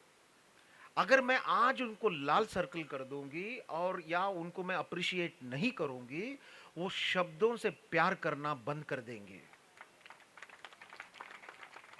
सेंटेंस सिखाना है ना, मैं सिखा दूंगी, तुम जाओ। ये बच्चे यहीं रहने वाले मेरे साथ, और 7 साल पढ़ा है, मैं सिखा दूंगी, तुम जाओ। उसके बाद डैडी ने कभी मेरी अंग्रेजी के ऊपर उंगली नहीं उठाई, ठीक है।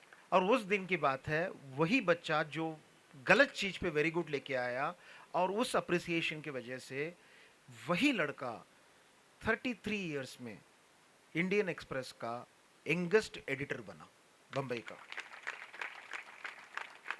तो एक गलत अप्रिसिएशन भी किसी बच्चे को बेहतर बना सकता है। एक गलत अप्रिसिएशन भी, लेकिन सोचना पड़ेगा कि वो कौन सा अप्रिसिएशन आपको देना है, किस जगह पे देना है। That's called teachers quality. कितने लोग कर सकते हैं इन चीजों को, कितनी हिम्मत रख सकता है वो टीचर करने के लिए। उसको अगर गलत अप्रिसिएशन दे दिया तो कोई सीबीएसई का इंस्पेक्टर आएगा, वो बोलेगा तुमने क्या किया, तुम पढ़े लिखे हो कि नहीं, तुमने इसको अप्रिशिएट कर दिया, वो भी हो सकता है, राइट। दुनिया भर की चीजें आज आ जाती है, वो लिबर्टी टीचरों से छीना गया है, और टीचर भी अपना काम करने पे उतना रिस्क नहीं लेते आजकल के जमाने पे।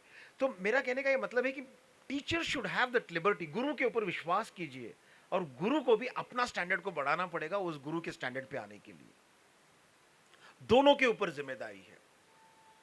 एंड जब गुरु की स्टैंडर्ड कम हो जाती है और पेरेंट्स की सस्पिशियंस बढ़ जाती है, जो प्रोडक्ट बाहर निकलता है वो प्रोडक्ट खराब निकलता है। तो दोनों पे बहुत बड़ी जिम्मेदारी है इस चीज को करने पे। ऐसा मैं आपको 50,000 एग्जाम्पल दे सकता हूं। मेरी एक किताब है, मैं उस किताब को प्रमोट नहीं करता हूं, लेकिन वो सबसे लार्जेस्ट सेलिंग किताब है, जिंदगी की पाठशाला करके मैंने एक किताब लिखा है। उस जिंदगी की पाठशाला में मैंने बहुत सारे जो एग्जाम्पल दिए हैं, जो टीचर स्कूल में पढ़ाते हैं वो जिंदगी की पाठ को कैसे पढ़ाते हैं अपने पाठ्यक्रम में, अपने सिलेबस में। कभी मौका मिले, कभी यहाँ पे किसी के पास रहेगा तो आप पढ़ के देखिएगा। It's a very interesting book in that term कि दैट भाई एक टीचर होना कैसे चाहिए। और वो सारे के सारे टीचर कहीं ना कहीं जीवित है, कोई पटना में है, कोई मद्रास में है, कोई नागपुर में है, कोई मेरे टीचर जो अभी नहीं है, स्वर्गवासी हो गए, वो टीचर है, वो सारी चीजें हैं। अब मैं आता हूं पेरेंटिंग के ऊपर। हाँ, एक टीचर का तो जरूर बोलना चाहिए। एक सरस्वती कुप्पुस्वामी करके एक टीचर होती थी हमारे यहाँ। वो एक रेलवे मैन की मिसेस थी और वो पढ़ाती थी क्लास में। वो टीचर जब भी मैं लेट हो जाता था या कुछ हो जाता तो मुझे हाथ पकड़ कर लेके जाती थी स्कूल से। प्राइमरी टीचर थी वो टीचर के घर में जब मैं जाता था तो वो टीचर के घर के सामने में एक टोली खड़ा रहता था, ऐसा 15-20 लोगों का एक टोली खड़ा रहता था। They were all the workers of railway line. Railway line की जो एक्सटेंशन होती है उसके रेलवे लाइन के वर्कर होते थे। तो वो तेलुगु की टीचर थी, तेलुगु मुझे नहीं आता है, तो वो सारे लोग उस पर तेलुगु से बात करते थे, और उसके साथ में उसके पास से एक पोस्ट कार्ड देकर चिट्ठी लिख कर लेते थे। उस टीचर का काम सोशल वर्क जो था, एवरी डे उन वर्करों के लिए चिट्ठी लिख के देना, क्योंकि उन वर्करों के पास लेटर एड्रेस बुक नहीं होता था, वो अपनी खुद की एड्रेस देती थी। क्योंकि उस जमाने में मालूम है आपको, एक रिप्लाई कार्ड भी मिलता था, एक कार्ड आप रख सकते हो, एक रिप्लाई कार्ड भी मिलता था, वो जवाब भी उसमें आ जाता था। तो वो रिप्लाई कार्ड भी रहता था उस जमाने में, आज का पता नहीं मुझे। उसमें आप अगर एड्रेस करके आप उस रिप्लाई कार्ड को अगर पोस्ट कर दोगे, जिसके पास जाता था वो रिप्लाई कार्ड में रिप्लाई आ जाता था। तो ये टीचर उस चिट्ठी को उनके लिए लिखती थी। And majority of the line पे क्या होता था मालूम है? पहला लाइन क्या होता था उन चिट्ठियों पे? लक्ष्मी कैसी है। तो मैंने एक दिन टीचर को पूछा, ये सब चिट्ठी में लक्ष्मी कैसी है, ऐसा क्यों लिखते हो आप? बोले नहीं बेटा, ये लक्ष्मी कैसी है ये किसी का नाम नहीं है, ये उनके घर का गाय का नाम है। तो ये लोग पूछ रहे हैं कि उनकी लक्ष्मी कैसी है, गाय का हेल्थ कैसा है। मीन्स एक आदमी कितना दूर नागपुर में रेलवे लाइन डाल रहा है, कोई तेलंगाना में या उस जमाने में तेलंगाना नहीं था, आंध्र प्रदेश था, आंध्र प्रदेश में रहने वाली फैमिली का पहला लाइन है कि आप कैसे हो, ऐसा नहीं, लक्ष्मी कैसी है। उम्मीद है कि लक्ष्मी अच्छी है और आप अच्छे हो, मैं यहाँ पे ठीक हूँ। चिट्ठी का पहला लाइन ये होता था। मीन्स हम मनुष्य पहले जानवरों के बारे में पूछताछ करते थे, फिर बाद में अपने बारे में पूछताछ करते थे। आज कहां गया वो चिट्ठी, है ही नहीं। एंड वो टीचर कहती थी मुझे, बेटा हमारे पास पैसे नहीं होते किसी को देने के लिए, हमारे पास है क्या, हमारे पास ये स्किल है लेटर राइटिंग का, क्योंकि हम पढ़े लिखे लोग हैं, तो मैं इतना तो मदद कर सकती हूँ किसी को, तो मैं मदद कर देती हूँ। तो 1 या 1.5 घंटा वो बैठकर सारे लोगों की चिट्ठी लिखकर डालती थी। अब ये जो पिक्चर है जो मैं देखता था, ये जो दृश्य दिखता था मुझे, ये दृश्य ने मेरे अंदर एक संवेदनशीलता का सीड बोया है, बीज बोया है। और उस बीज के वजह से ही आपकी जो सोच होती है वो डिफरेंट होती है। लीडर तो सब लोग बनते हैं, थॉट लीडर कितने लोग बनते हैं? और थॉट लीडर जितनी पिक्चर्स आप दिखाओगे उन बच्चों को, फिजिकली जो पिक्चर्स आप एक्ट करके दिखाओगे, वो पिक्चर उनके दिमाग में बैठेगा। आप अगर रोड में से कचरा उठाकर उसको डस्टबिन में डालोगे तो वो बच्चा कभी भी रोड में डस्टबिन में रोड में कभी कचरा नहीं डालेगा। और रोड में जाते समय मैं थोड़ा एक दृश्य था जो मेरे को बहुत खराब लगा आज महाकाल से निकलते समय, दर्शन करके आ रहे और वहीं पे रोड पे थूक कर जा रहे। ये जो प्रक्रिया है इसको कहीं ना कहीं अपने को रोकना पड़ेगा। कम से कम उस परिसर में जहां महाकाल बसे हुए हैं, उस परिसर में तो हमको नहीं करना चाहिए, क्योंकि हम उस भगवान के ऊपर विश्वास रखते हैं। इस कलाचार को हम लाएंगे कैसे? एक समाज बनकर हमको लाना पड़ेगा, एक नेबर बनकर नेबरहुड को सिखाना पड़ेगा, एक टीचर बनकर टीचिंग सिखाना पड़ेगा, पेरेंट बनकर पेरेंटिंग को सिखाना पड़ेगा। तभी ही वो इंफॉर्मेशन नॉलेज में तब्दील हो सकती है। मुझे पता नहीं मेरे पास कितना समय है, मैं एक कितना समय है सर? नहीं 7 बजे नहीं भाई साहब 7 बजे नहीं, बाकी लोगों को भी घर जाना है नहीं, मैं एक 5-10 मिनट एक्स्ट्रा लेता हूँ बोलने में। बात मेरे डैडी की बात, मैं एक्चुअली मेरे जो ग्रैंडफादर थे डॉक्टर शंकरन, वो महात्मा गांधी जी के तमिल टीचर थे। तो मैंने जो पहले 6 साल मेरी ज़िंदगी जो गुजारी है वो सेवाग्राम के आश्रम में गुजारी है। और मैं जानता हूँ 4-5 बरस से ही मेरे को दादाजी एक कपड़ा देते थे, जाओ गांधी जी की कुटी को साफ करके आओ। गांधी जी की कुटी को साफ करना मेरा रोज का ड्यूटी था मॉर्निंग में, क्योंकि उस जमाने में टूरिस्ट आते थे, अभी तो कोई आता ही नहीं है वो अलग बात है, लेकिन उस जमाने में कुटी में, उसको कुटी कहते हैं, गांधी जी जहाँ रहते हैं उसको कुटी कहते हैं, उस कुटी में टूरिस्ट ऑस्ट्रेलिया से अमेरिका से कुटी में गांधी जी की कुटी देखने आते थे, तो मुझे साफ करके रखना पड़ता था। कितनी बार ऐसे बच्चा मैंने उस चश्मे को पहना है, वो जो चिट्ठी रखने वाला जो ये है उसको उसमें रखकर मैंने बड़े स्टाइल में लिखा। उस जमाने में मोबाइल होते नहीं थे फ़ोटो निकालने के लिए, तो वो सब तो पिक्चर सिर्फ मेरे मन में ही रह गया। और मैं जब वहाँ बैठा रहता तो दादाजी आते थे वहाँ से, तो ऐसा बैठने का नहीं, वो बापूजी का है, चलो उठो वहाँ से साफ करो और घर जाओ। तो वो जो रिस्पेक्ट वो क्रिएट करते थे उस बापूजी के ऊपर, सेवाग्राम के ऊपर, उस कुटी के ऊपर, वो कहीं ना कहीं ब्लड के हर डीएनए में चला गया, हर डीएनए में चला गया। और मैंने उसको रियलाइज़ किया जब नागपुर आया, मैं सेवाग्राम से नागपुर आया, क्योंकि सेवाग्राम में अच्छी स्कूल नहीं होती थी, इसलिए डैडी ने नागपुर ट्रांसफ़र लिया। तो नागपुर में मैंने मेरे डैडी का एक नया रूप देखा। मेरी टीचर आती थी, मेरे डैडी क्लास 1 ऑफिसर थे रेलवे में। वो एक्चुअली क्या, उस ज़माने में वो रजिस्टर में रिजर्वेशन होता था, तो सारी रिजर्वेशन उनके, वो कुछ भी कर सकते थे, ठीक है। लेकिन वो डैडी का एक पर्सनालिटी भी था। लेकिन जब मेरी टीचर मेरे गली से गुजरती थी तो डैडी खड़े हो जाते थे, और मैं वहां पे नीचे बैठकर कैरम बोर्ड खेलता था, क्योंकि डैडी खड़े हैं इसलिए मेरे को खड़ा रहना पड़ता था। तो मैं पूछा कि एक बार डैडी को पूछा, आप हर टीचर जाती है तो आप खड़े होते हो यहाँ पे? वो गुरु है, खड़ा रहना पड़ेगा, उसके ऊपर कुछ नहीं। वो जो रिस्पेक्ट फॉर टीचर्स जो था ना, वो बोल के नहीं आया, वो उन्होंने करवा के दिखाया। तो आज भी हम जब टीचर को देखते हैं तो हम पाँव इसलिए छूते हैं क्योंकि हमको वो चीज याद आता है कि हमारे डैडी हमारे टीचर के लिए खड़े होते हैं, उनके टीचर को तो है ही नहीं, हमारे टीचर के लिए खड़े होते हैं, क्योंकि वो बिलीव करते हैं कि वो जो गुरु है वो मेरे बेटे को अच्छा रखेगा, समाज में एक अच्छा इंसान बनाएगा। ये एक भरोसा था पेरेंट का। और आज देखिएगा कितना विपरीत सिचुएशन है। टीचर बेचारी काम करके मॉल में जाके अपना सब्जी खरीद रही है, पीछे से एक मम्मी आती है, टीचर मैं आपसे बात करना चाहती हूँ। मैंने सुना ये सब, ठीक है, मैं टीचर आपसे बात करना चाहता हूँ। वो बोलती है हाँ बोलिए, थोड़ी देर के बाद कर सकते हैं, मैं सब्जी ले रही हूँ। नहीं टीचर, आपने मेरा बच्चे को तो आपने 2 मार्क कम कैसे दिया? अरे यार, वो टीचर स्कूल में है, यहाँ पे वो किसी की माँ है, किसी की पत्नी है, वो अपना सब्जी खरीद रही है, घर जाके उसको पकाना है। वो तुम्हारा क्वेश्चन का आंसर करने के लिए खड़ी है क्या यहाँ पे? अब आप देखिएगा, जब उस टीचर को आप बाजार में इरिटेट कर देते हो या झगड़ा कर लेते हो, उस टीचर के अंदर जो भाव रहेगा आपके बच्चे के लिए वो क्या रहेगा देख लीजिएगा आप। ये आपके ऊपर है। क्या ये समाज हम टीचरों को, गुरुओं को रेस्पेक्ट देने का हम सिखा नहीं सकते? क्या इतनी मार्क की जरूरी है? मैंने कभी सर 75-76% के ऊपर लिया नहीं। आज के बच्चे तो 90 मीन्स मेरे, कभी मेरा जो फ्रेंड निर्मल भटनागर बैठा हुआ है वो कहता है कि सर हम दोनों का मार्क मिलाकर ये बच्चा लेके आया एक एग्जाम में। तो हम दोनों क्या फेल हो गए? हम तो लाइफ में अच्छे ही है। काफी अच्छे हैं, नौकर चाकर है, बंगला है, सेक्रेटरीज है, ऑफिस है, सब कुछ है। क्या कमी हो गई हम में?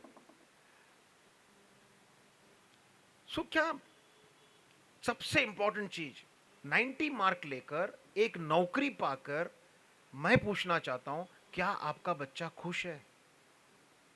बहुत बड़ा क्वेश्चन मार्क है ये। अगर आप 60 मार्क लेकर अगर थोड़ी सी कम नौकरी भी कर कर क्या आप खुश है? तो आप देख सकते हो इन दोनों की खुशी में बहुत बड़ी विपरीत कॉन्ट्रास्ट है। हमने हैप्पीनेस से जीना ही बंद कर दिया, एंड दैट्स आवर प्रॉब्लम। अगर हो सकता है तो मैं चाहता हूं कि हमको हैप्पीनेस क्वेश्चन के ऊपर एक्चुअली इन्वेस्ट करना चाहिए।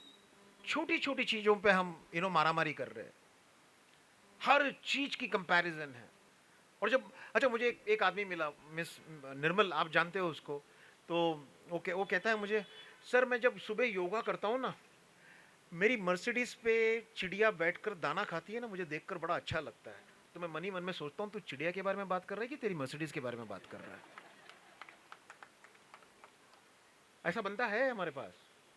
हमने उसकी काउंसलिंग की, पूछो उसको उसकी काउंसलिंग की, बेटा कम से कम मर्सिडीज का नाम मत ले, तू चिड़िया के बारे में बात कर, गाड़ी के बारे में बात कर, कम से कम उस ब्रांड का नाम मत ले यार।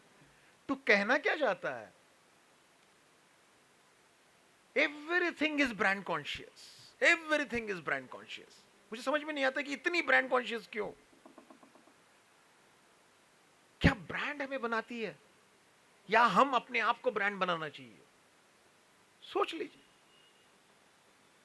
If we make our self a brand, हमें ब्रांड की आभूषण की जरूरत ही नहीं पड़ेगी। देखिए ना, आपकी घड़ी 500 की हो सकती है, मेरी 50 की हो सकती है, सर की 5000 की हो सकती है, somebody की 5 लाख की हो सकती है। समय क्या हो रहा है? सेम। लेकिन हम सबको खरीदने की जो रीजन है वो अलग अलग है। कोई लड़की पटाने के लिए खरीदता है, ठीक है, और कोई और कुछ करने के लिए खरीदता है, और कोई समय देखने के लिए खरीदता है। अगर घड़ी समय देखने के लिए है तो उसके साथ उसको छोड़ो ना यार। नहीं, ऐसा कैसा होगा? और सबसे इंपॉर्टेंट बात क्या है मालूम है? जो ब्रांड पहना है उसका प्रोनाउंसिएशन भी नहीं आता उसको। किसी को भी पूछ के देखिएगा, टिसोट बोलेगा, उसका नाम टिसोट नहीं है, टीसो है। मैं उसको बोलना पड़ता है मुझे, जो घड़ी तूने पहना है उसका नाम टीसो है, टी साइलेंट है, ऐसा बोलना पड़ता है उसको। मोंट ब्लांक, बेटा मोंट ब्लांक तेरा पेन नहीं है, मो ब्लांक है वो। ऐसा मुझे जाके अंग्रेजी समझाना पड़ता है, क्योंकि मैं अंग्रेजी का गुरु हूं ना। 3री स्टैंडर्ड में वेरी गुड लिया था ना मैंने तो मुझे जाके समझाना पड़ता है उसको। हम ब्रांड खरीदते हैं, ब्रांड की प्रोनाउंसिएशन नहीं मालूम, हम ब्रांड को पहनकर चलते हैं किसी और इंप्रेस करने के लिए। जिस दिन आप अपने आप को इंप्रेस करना शुरू कर दोगे, your success rate is higher, your success rate is higher. We don't have to impress anybody,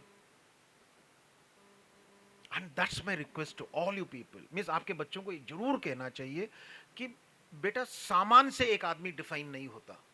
एक आदमी अपने अपने कार्य से, अपनी कर्मा से।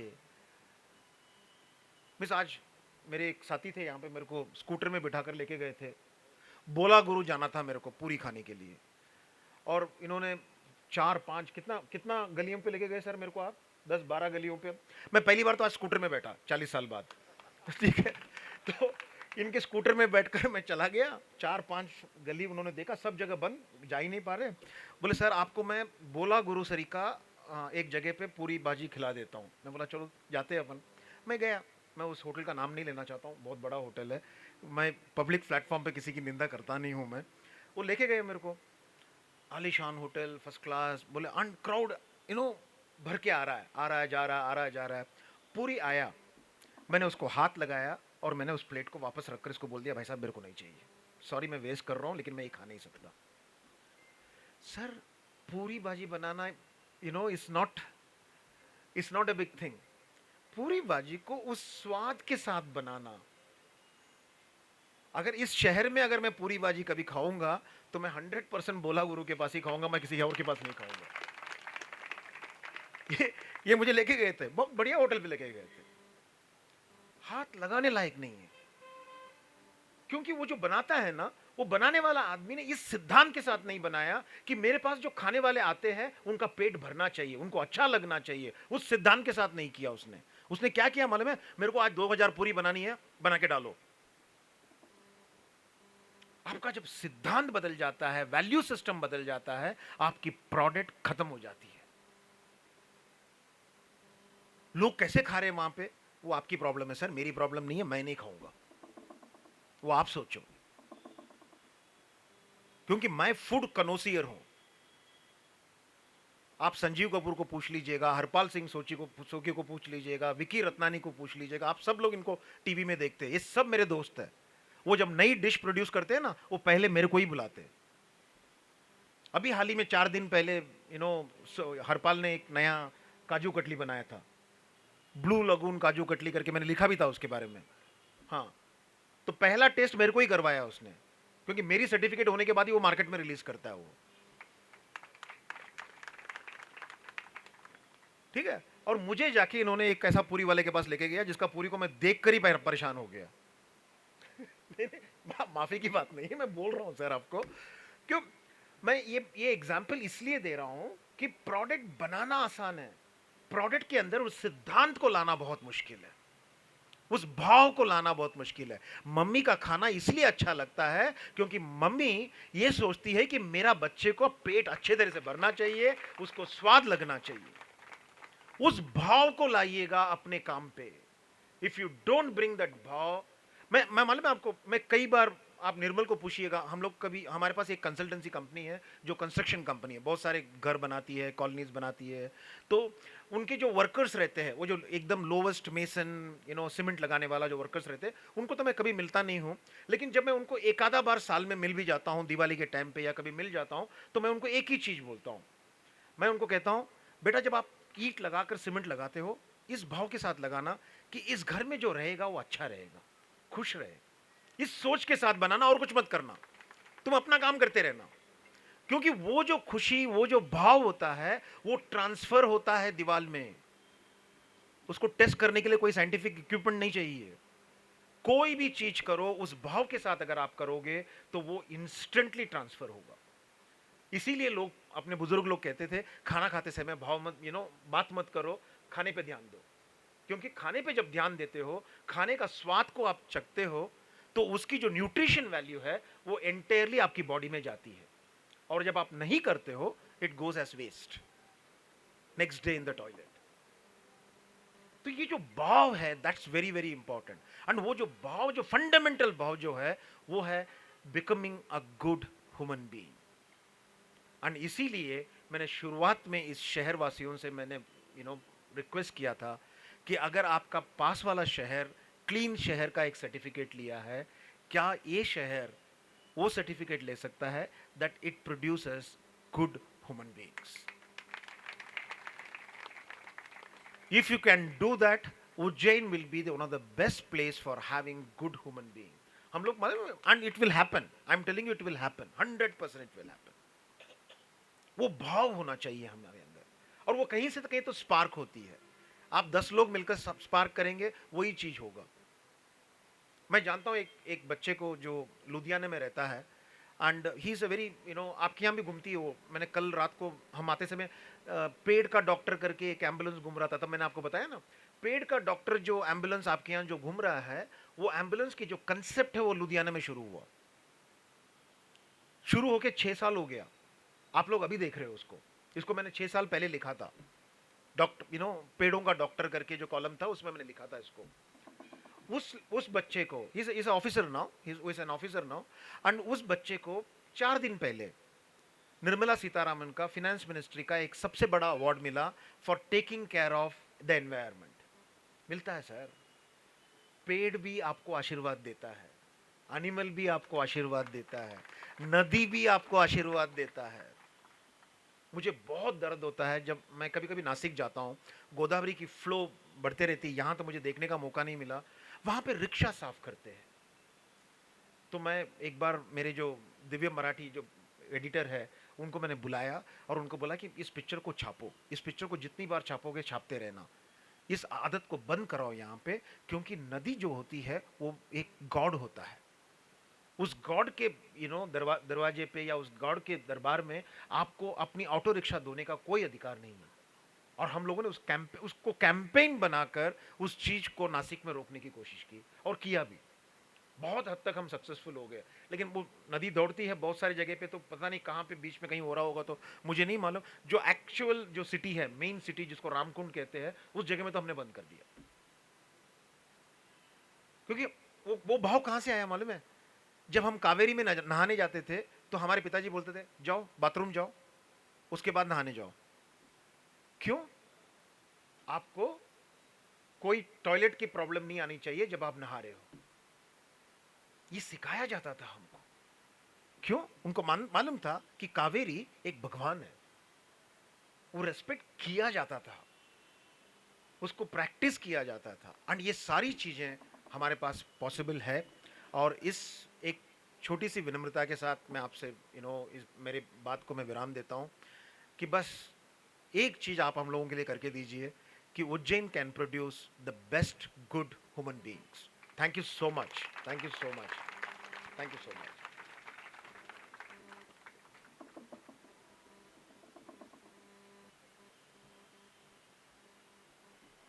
बहुत बहुत धन्यवाद आदरणीय रघुरामन सर। बहुत कम समय में आपने बहुत सारे विषयों को छुआ है और हम सबको प्रेरित किया है, और हमारे बचपन में भी आप लेके गए। साथ में हमारे सहपाठी सोनू जी बैठे हुए हैं, हम भी एक बहुत साधारण परिवार के बल्कि गिनेंगे साधारण में भी असाधारण ऐसे परिवार के बच्चे थे, और सरकारी विद्यालय में पढ़ के आज बड़े हुए हैं। और सोनू जी आज काफ़ी बड़े पद पर उज्जैन में और प्रदेश के बड़े नेताओं में गिने जाते हैं। ऐसे हमारे बहुत सारे मित्र यहाँ बैठे हुए हैं जो सरकारी विद्यालयों में, बहुत छोटे छोटे स्कूलों में, जिन्होंने मातृभाषा में अध्ययन किया है और काफ़ी ऊंचाइयों को आज छुआ है। हमारे बीच में कुछ और विशेष हस्तियाँ यहाँ पर उपस्थित हैं। मैं उनकी उपस्थिति को रेखांकित करते हुए हमारे कार्यकर्ताओं से अनुरोध करूँगा कि वे उनका भी स्वागत करें, अभिनंदन करें। हमारे बीच में उपस्थित हैं डॉक्टर प्रेमलता जी चुटेल। आप भारतीय भाषा मंच की प्रांत संयोजिका है और मातृभाषा में शिक्षा के लिए लगातार प्रयास करती रहती हैं। इनके स्वागत के लिए मैं दीपक जी उपाध्याय से आग्रह करता हूं कि वे आदरणीय मैडम का स्वागत करें। आदरणीय दीपक उपाध्याय जी, दीपक चौहान जी, दीपक जी आगे। हमारे बीच में हमारे उज्जैन के वरिष्ठ पत्रकार आदरणीय विवेक चौरसिया जी भी उपस्थित हैं। मैं प्रीतम जी मेवाड़ा से निवेदन करता हूं कि वे आदरणीय विवेक जी चौरसिया का स्वागत करें। हमारे बीच में डॉक्टर नीरज जी सारवान माधव महाविद्यालय के प्राध्यापक उपस्थित हैं। मैं हमारे कार्यकर्ता हरजीत सिंह जी चौहान को निवेदन करूंगा कि वे उनका स्वागत करें। हरजीत सिंह जी, गोरकी जी आप स्वागत करें। गोरकी दुबे जी,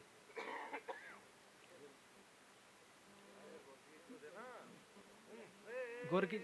जगदीश सिंह कुशवाहा जी भी हमारे बीच में गरिमामय रूप से उपस्थित हैं। मैं दीपक चौहान,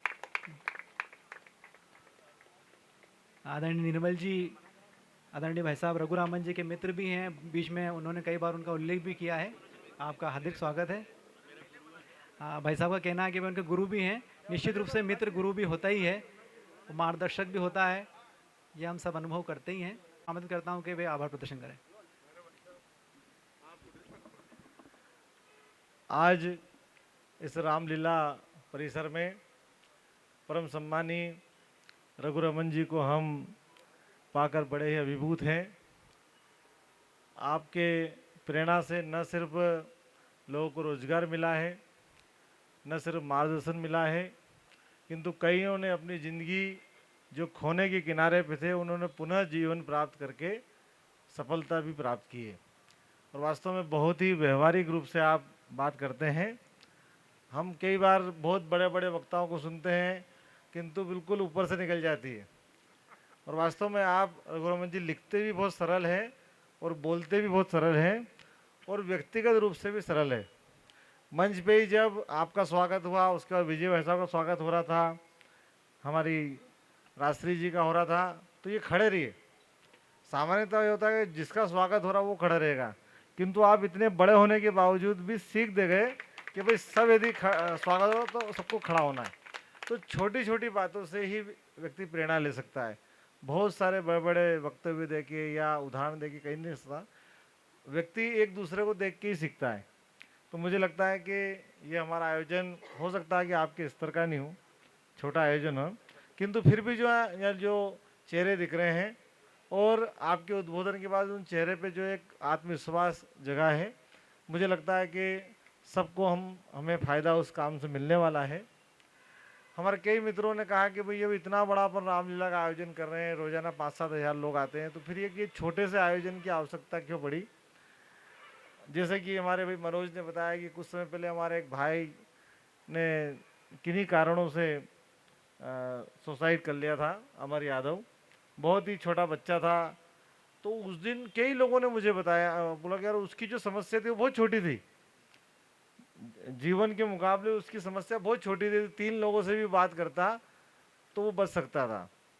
तो मैं ये नहीं कह रहा हूँ कि इस प्रकार के आयोजन से ये सब चीज़ें रुक जाएगी, किंतु यदि यहाँ बैठे हुए 2 व्यक्ति को भी जब मन में थोड़ा सा बुरा लगे और उस समय रघुरामन जी की बात याद आ जाए ना, वो अपने आप को संभाल ले, तो हमारी ये जो वैचारिक अनुष्ठान है सफल सिद्ध होगा। तो हमने जैसे अगले वक्ता आएंगे अभी श्याम मनावत जी, भाई रघुरामन जी का तो बहुत नाम है, किंतु श्याम मनावत जी भी बहुत व्यवहारिक है, शिशु मंदिर के आचार्य रहे हैं, अभी कथा करते हैं और व्यक्तिगत रूप से बड़े अच्छे हैं। 12 तारीख को उनका उद्बोधन कराएंगे। विजय शंकर मेहता जी भी एक बड़ा नाम है, किंतु वो भी बहुत व्यवहारिक बात करते हैं, व्यक्तिगत जीवन में भी जब हम उनसे बात करते हैं तो वो प्रेरणा देने का काम करते हैं। 16 तारीख को उनका भी उद्बोधन होने वाला है। आपसे आग्रह करूँगा कि तीनों दिन हम सब परिवार समेत आए। कुटुंब प्रबोधन विषय है श्याम मनावत जी का। भाई हर वक्ता परिवार पे ही जोर देता है, भाई बड़ा परिवार, जैसे टीचर की आपने बात की तो वो भी परिवार का अंग है। तो ये इन सब विषयों को लेकर ये कार्यक्रम होने वाला है। आज जो हमारे जो अध्यक्षता कर रहे हैं विजय जायसवाल जी, मुझे लगता है कि ये रघुरामन जी के एक पात्र हो सकते हैं। मैं आपको वो नहीं कर रहा हूँ कि आपको इनको बारे में लिखना ही लिखना है, किंतु जब हम कुछ दिन पहले माननीय हमारे उल्लास वैद जी, ईश्वर पटेल जी, चरणजीत सिंह कालरा जी, हमारे पुष्पेन जी, गजू पहलवान, हम सब लोग जब बैठे थे कि भाई रघुरामन जी के साथ किनको बिठाना चाहिए, भाई शहर के बाकी लोग भी हो सकते थे, तो ध्यान में आया कि भाई रघुरामन जी जिनको पसंद करते हैं कि भाई व्यक्ति नीचे से उठकर आया है और आज भी एक बड़ा होने के बावजूद भी व्यक्ति का व्यवहार बदला नहीं। और बहुत सारे लोग कहते हैं ना कि उसने अपना जीवन वो जो जिया है उसको आज भी याद रखते हुए दूसरों के प्रति व्यवहार रखते हैं। तो विजय जायसवाल जी हमारे मित्र हो सकते हैं सबके, किंतु आप में खूबी थी और यहाँ पर फिट हो रहे थे, आपको याद किया। और दूसरे बात ये कि विजय जी किसी कार्यक्रम में जाते भी नहीं, ये भी साल में 2-3 बड़े कार्यक्रम करते हैं। जब हमने तय करा तो 4 दिन पहले अपने ईश्वर पटेल जी और हम इनके वहाँ होके आए, तो मुझे तो लग रहा था कि मना करेंगे, पर वो दादा का प्रभाव था तो इनने हाँ कर ली।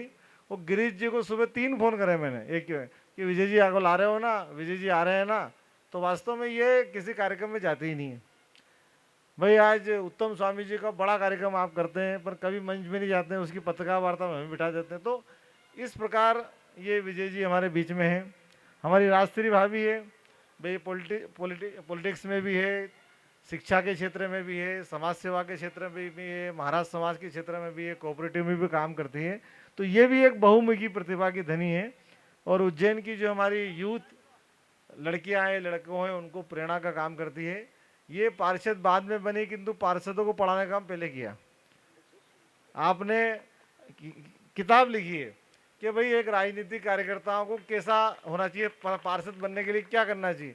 तो पार्षद तो ये 2015 में बनी, किंतु उसके पहले पार्टी और बाकी अन्य संगठन भी इवन महाराष्ट्र तक, हाँ दीदी पास है, ये बताती थी कि भाई कैसे भाई महिलाओं के लिए, क्योंकि महिला के लिए राजनीति करना आसान नहीं रहता। छोटे पद पे बच्चे भी है, उनके पति भी है, सास भी है, ससुर भी है, तो उस बीच में से कैसे रास्ता निकालने का काम करना चाहिए। तो राजश्री जोशी जी भी हमारे बीच में हैं और आप सबकी उपस्थिति को भी मैं प्रणाम करता हूं। और मैं कई बार सुनता हूं जब हम कथा सुनने जाते हैं हमारे मालवा में हमारे पंडित जी कहते हैं आखिरी में कि 100 सुनेंगे 10 गुनेंगे। गुनना मतलब स्मरण करना। तो पंडित जी कहते हैं कि 100 सुनेंगे 10 गुनेंगे और एक भी यदि उस पथ पर चल जाए तो मेरी कथा सफल है। किंतु रघुरामन जी हम विश्वास दिलाते हैं, मालवा के लोग हैं, हम 100 सुनेंगे 100 ही गुनेंगे और 100 के 100 आपके बताए मार्ग पे चलेंगे। तो मैं आप सबकी तरफ से भी बधाई देता हूँ। हालांकि हमारी जो हम जब सब प्रमुख लोग हैं तो रामलीला में लगे हुए थे। हमने अविनाश जी राठौर, मनोज राठौर, हमारे गोरकी दुबे जी, हमारे तरुण जी बैठे हैं, दीपक उपाध्याय जी, उत्सव, हरजीत सिंह, ऐसे सब लोग एक टीम बनेगी। ये कार्यक्रम आपको करना 3 दिवसीय, क्योंकि ये भी एक बड़ा आयोजन है। फिर दशहरा भी था, पानी भी आ गया, माननीय मोदी जी भी आने वाले हैं ऐसा करके। तो प्रमोद डोडिया जी, हमारे संदीप और बाकी भी सब कार्यकर्ता बैठे हैं। तो ये व्याख्यान का जो कार्यक्रम है ये हमारी जो टीम है कर रही है और बहुत अच्छे प्रकार से करे। कल रात को खूब पानी गिरा यहाँ पे, ये मैदान में आपको सबूत दिख रहे हैं, पानी दिख ही रहा है। तो विचार ये भी करा कि स्थान शिफ्ट कर दें, स्थान देखने भी चले गए, किंतु सबका मत था कि रघुरामन जी बहुत ही ज़मीन से जुड़े व्यक्ति हैं। यदि कुछ अव्यवस्था भी छोटी मोटी हो जाएगी तो वो इसको स्वीकार करेंगे। और ये कार्यक्रम अच्छे प्रकार से संपन्न हुआ है। और जैसा कि आपने बताया कि आप श्रीमती जी का जन्मदिन है, उसके बावजूद भी आप यहाँ पर हैं। और आप ने लिखा तो नहीं, पर मुझे लगता है कि ऐसा करते होंगे कि कई लोग रहते हैं जो 3 लोगों की रोज़ तारीफ करते थे। हमारे मालवा में 3 लोगों की रोज़ तारीफ करते कि दिन अच्छा जाएगा, उसमें से एक व्यक्ति कॉमन रहता है, वो पत्नी। तो मुझे लगता है कि उस कठिन दौर से आप आए, तो मैं पूरे उज्जैन नगर की तरफ से आपको धन्यवाद दूंगा। और हम आपको बुलाते रहेंगे, तो पूरा विश्वास है कि हाँ 9 तारीख को नहीं बुलाएंगे साहब, आप कहेंगे तो हम छुट्टी रख देंगे उस दिन। हाँ, आप और हम सब मिलकर जो श्रीमती जी है उनको बधाई देते हैं, उनके उज्जवल भविष्य की कामना करते हैं। और हम अगली बार चाहेंगे उनको साथ लेके आप आएंगे तो हम बड़े अपने आप को भाग्यशाली समझेंगे। और मैं आप सबसे आग्रह करूँगा कि सर शाम को भी रहने वाले हैं, जब अपना रामलीला का मंच है तो उस समय भी सर रहने वाले, देखने का आग्रह किया है। और अभी कलाकारों से भी मिलेंगे, 2-4 पात्र आपको वहाँ भी मिल जाएंगे, आपके कालम लायक। मतलब मैं बता रहा हूँ कि जो व्यक्ति भी टेबल साफ कर रहा है, फर्श पे पोछा लगा रहा है, वो शाम को भरत बन के खड़ा है साहब। मतलब ये छोटा काम नहीं है, मतलब वो जीना पड़ता है। भाई कल पानी आ रहा था तो हम लोग तो निकल गए 10 साढ़े 10 बजे, कलाकार 1:30-2 बजे गए। और सुबह में जब 10:30 बजे आया उस समय सब कलाकार मंच को संभाल रहे थे। तो वो कोई अलग से लेबर नहीं है, जो राम बने हैं वो भी काम कर रहे हैं, हनुमान बने वो रात को सोटा उठाए के बाद दिन में तख्त उठा घूम रहे हैं। तो वास्तव में ये राम कला क्षेत्र आसान बचा नहीं, उसको जीना पड़ता है। तो हमने आग्रह किया था कि आप प्रबुद्ध जनों से तो मिले ही मिले, किंतु हमारे कार्यकर्ताओं से भी आपने मिले और शाम को रामलीला की टीम से भी मिलेंगे और रामलीला देख के जाएंगे। मैं मन की गहराई से, शब्द हो सकता है कि छोटे पड़ रहे हो अपने पास, किंतु हम मन से आपको बधाई देता हूँ। और आपको लाने वाले भाई निर्मल भटनागर जी और हमारे अभिषेक निगम जी, क्योंकि हम तो पहुँच ही नहीं पाते हैं, भगवान तक पहुँचने के लिए भक्त की जरूरत पड़ती है। तो आप तक पहुँचने के लिए निर्मल जी और अभिषेक जी माध्यम बने, तो मैं आपको भी धन्यवाद देता हूँ। बहुत बहुत धन्यवाद। आदरणीय भाई साहब 2 मिनट का समय लेना चाहूँगा। जैसा हमने तय किया था कि हमारे स्टेज पे वही लोग रहेंगे जो जीरो से हीरो बने। माननीय भाई साहब के परिचय में सांसद, विधायक, मंत्री, मुख्यमंत्री सब है, पर जीरो से हीरो वालों को हमने बुलाया। आपकी दीवानगी का एक मैं छोटा सा उदाहरण बताना चाहूँगा। हमारे बीच में मंदसौर से 2 लोग आए, अकोदिया आसपास के जिलों से लोग आए। आदरणीय मंदसौर से जो अंकल पधारे हैं उन्होंने 22 साल का पूरा संकलन, रोज सुबह उठ के पेपर की कटिंग करते हैं, पूरी फाइल लेके आए हैं। 22 साल का संकलन उनके पास है। एक बार अंकल आपका जोरदार स्वागत, आपकी फाइल लेके आइए। मैंने जब देखा, एक मैं निवेदन करना चाहूँगा, अकोदिया से हमारे भाई साहब आए, यहाँ से 200 किलोमीटर होगा। सुबह 11 बजे मुझे मिले, एक छोटी गुड़िया को बाइक पे बिठा के, भाभी जी भी आई है, और 11 बजे से घूम रहे थे आपके इंतजार में। मुझे रोड पे पूछा कि रघुरामन जी भाई साहब का कार्यक्रम कहाँ है। ऐसी दीवानगी का मैं सम्मान करता हूँ, आदर करता हूँ, नमन करता हूँ। आपका यह प्रेम, स्नेह, दुलार सब जनता में बना रहे। मैं आदरणीय भाई साहब से निवेदन करूँगा, आप फाइल देखिए। जी जी, मंदसौर से आदरणीय, ये लाख खोल आदन और प्रेरणा जब स्कूल में पढ़ते थे उस दौर में 20 साल पुरानी कटिंग उन्होंने जब मुझे दिखाई, मेरे मन को बड़ा अच्छा लगा कि ऐसी दीवानगी, ऐसी अपनत्व और ऐसा प्रेम शायद इंसान में जागृत करना आसान नहीं है। अकोदिया से, मंदसौर से हमारे बीच राघेंद्र जी मंदसौर से आए हैं, उनका भी स्वागत है। मैं बिल्कुल ये मनोज जी ने तो दीवानगी बता दी, रघुरामन सर। ये हमारे दादा ये कल ही आ गए थे, तो आप भी आइए, आपका भी सम्मान। कल आपने 3 बजे मुझसे पूछा कि भाई रघुरामन जी निकल गए क्या? अरे मैंने कहा कल आने वाले हैं, तो आप कल आ चुके थे एक बार। बहुत बहुत तालियों के साथ आदरणीय रघुरामन सर का धन्यवाद है। मैं उम्मीद करता हूं कि जब जब हमें आशीर्वाद की जरूरत पड़ेगी आप हमें आशीर्वाद देने सदैव उपस्थित रहेंगे। मैं आपसे निवेदन करना चाहता हूं कि आदरणीय सर एक एक करके आइएगा आप।